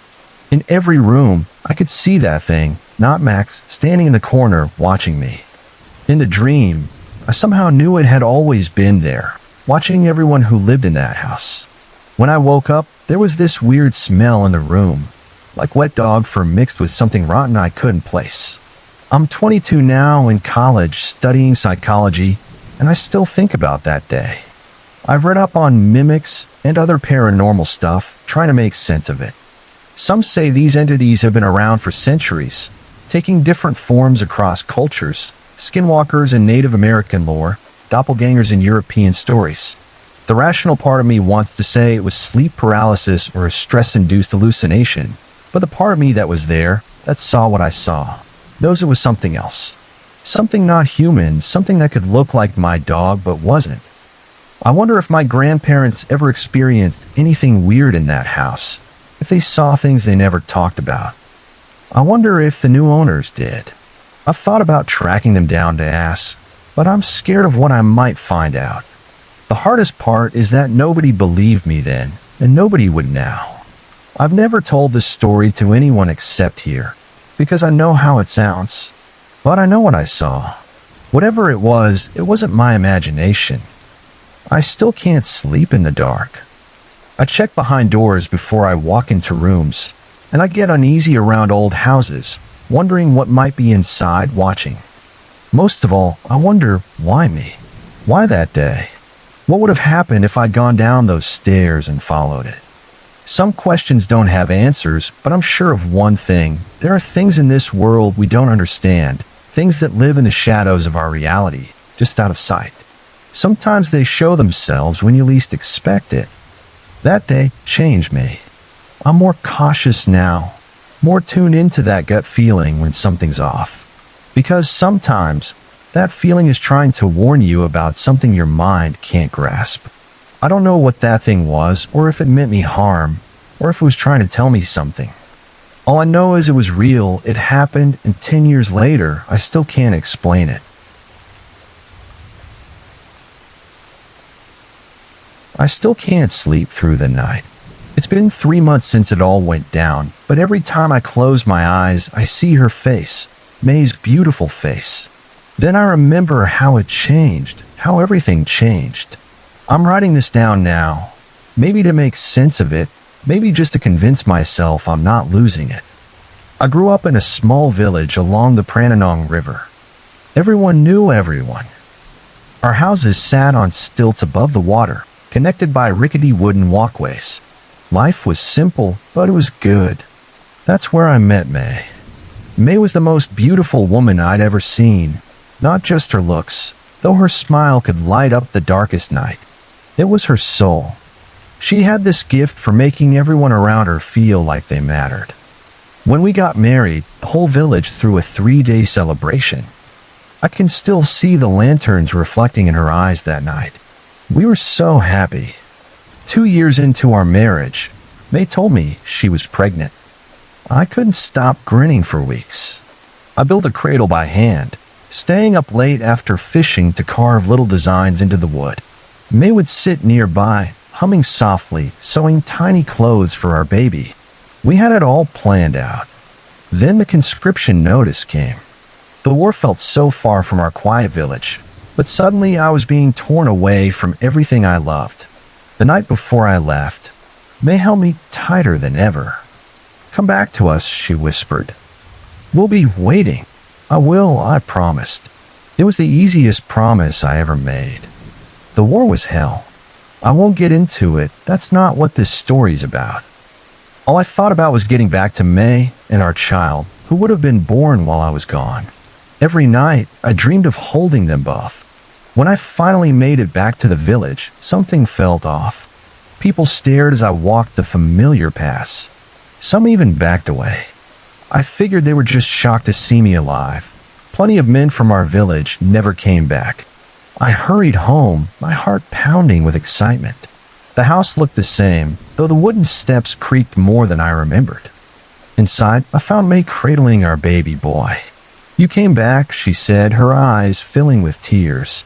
I rushed to them, wrapping my arms around my family. The baby was so small, so perfect. May looked tired, but just as beautiful as the day I left. I was home. Everything was right again. For a few days, it was like we were in our own little bubble. I couldn't get enough of watching May with our son, learning how to be a dad. But when we went out together, I noticed the villagers avoiding us. They wouldn't look at May directly, and some made warning signs when they thought I wasn't looking. "What's going on with everyone?" I asked her. "Why are they acting so weird?" "They're jealous of our happiness," she said, kissing my cheek. "Don't worry about them." But it wasn't just the people. Strange things kept happening around the house. The food May cooked smelled amazing, but tasted like nothing. At night, I'd wake up to find her sitting perfectly still, just watching me. Sometimes I thought I heard her talking to someone when no one else was there. One evening, an old friend approached me when I was alone by the river. "Nark," he said, his voice shaking, "you need to know something." Before he could finish, May called my name from our doorway. My friend's face went pale, and he backed away, making a warning sign. "Don't come here again," May called after him, her voice sharp in a way I'd never heard before. That night, I couldn't sleep. Something was eating at me, a feeling I couldn't shake. May was asleep with a baby between us. I got up carefully and went to the small altar in the corner of our home. I brought incense back from the war, but I noticed it hadn't burned down at all since I'd lit it days ago. Then I heard a soft sound outside. Through the window, I saw an elderly woman from the village standing below our house. When she saw me, she waved frantically for me to come down. Careful not to wake May, I crept outside. "You must leave this place," the old woman whispered, glancing at my house. "Your wife and child died while you were away. What lives in your house now is not human." I was furious. How could she say something so awful? But then memories started creeping in, the villagers' fear, the strange vibe in the house, May's sudden mood swings. "You're lying," I said, but my voice wavered. "During childbirth," she went on, ignoring me. "It was difficult. We couldn't stop the bleeding. By the time the midwife arrived, it was too late for both of them. The whole village mourned. We sent word to your commanders, but you were already moving through the jungle." "No," I insisted. "She's upstairs right now with our son." The old woman shook her head sadly. "Go to the temple. Ask the monks. They'll show you where they're buried. I couldn't process it. It had to be a cruel joke. I turned to go back inside, but she grabbed my arm with surprising strength. Watch her carefully, she warned. You'll see the truth. I pulled away and went back upstairs. May was still asleep, our baby nestled against her. I crawled into bed but didn't sleep, just lay there until dawn, watching her chest rise and fall, trying to convince myself everything was fine. The next day, I couldn't stop thinking about the old woman's words. I started watching May more closely. Was her skin paler than I remembered? Did her eyes look different? Was it weird that our baby never cried? I decided to test something. While May was cooking dinner, I knocked a lime off the table on purpose. It rolled across the floor, stopping a few feet from where she stood at the stove. Can you grab that for me? I asked, acting casual, pretending to be busy with a baby. Of course, she said, not turning from the pot. What happened next will haunt me forever. Her arms stretched across the room, elongating like rubber, her fingers reaching the lime. As she pulled her arm back to normal, she turned and smiled at me. In that moment, I knew the old woman was right. May saw the horror on my face, and her smile vanished, replaced by something desperate, angry. Why are you looking at me like that? She demanded. The baby started wailing, but the sound was wrong, too high-pitched, almost animal-like. I need some air, I stammered, backing toward the door. I'll be right back. No. May shouted, and the house shook. You promised you'd come back to us. You promised you wouldn't leave us again. I ran. Didn't grab anything, didn't think, just bolted out the door and down the steps. Behind me, May's voice turned deep and human. Nark, come back. I sprinted down the walkways, villagers scattering as I passed. I glanced back once and saw her floating above the planks, her feet not touching the ground, her hair wild around a face that wasn't entirely human anymore. The village temple was ahead, its golden roof glowing in the setting sun. I wasn't religious, but something told me I'd be safe there, sacred ground. As I crossed the temple threshold, I felt a pressure behind me, like something slamming into an invisible wall. May stood at the boundary, her face twisted with rage and grief. You promised, she screamed, the sound so piercing my ears bled. You can't leave us again. Monks appeared, alerted by the noise. The eldest took one look at May and started chanting, his hands forming ritual gestures. The others joined in, their voices rising together. May's form flickered between the woman I loved and something ancient, terrible. She wailed, a sound of such raw loss that I almost ran to her, despite everything. She must be contained, the head monk told me as the others chanted. Her attachment to you is too strong. Her spirit cannot move on. What followed was the longest night of my life. The monks performed rituals I'd never seen, burning special incense, reciting from sacred texts. May circled the temple grounds, sometimes pleading, sometimes threatening. The baby was in her arms now, its cries mixing with hers in a horrible chorus. Near dawn, the monks brought out a clay jar. We will trap her spirit, the head monk said. Then we will throw it into the river. I watched, horrified and fascinated, as their chanting grew louder. May fought against an invisible force pulling her toward the jar, screaming my name. Nar, don't let them do this. We can be together. I came back for you. Part of me wanted to stop them, but I remember her stretched arm, the inhuman wail of our child. This wasn't my May anymore. She died giving birth to our son. This was something else wearing her face. With a final awful shriek, her spirit was pulled into the jar. The head monk sealed it with blessed cloth and wax. The silence was deafening. It is done, he said, but he didn't look convinced. They took the jar to the deepest part of the river and threw it in, weighed down with stones. I watched from the shore, tears streaming down my face. For 3 days, I stayed at the temple.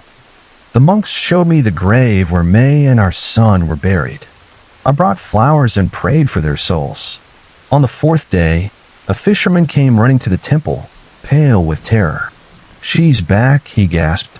"The ghost has returned." That night, May's vengeful spirit terrorized the village. Boats capsized, fires started out of nowhere, and people saw her floating outside their windows, searching for me. The monks realized their first attempt had failed. May's spirit was too powerful, her attachment to me too strong.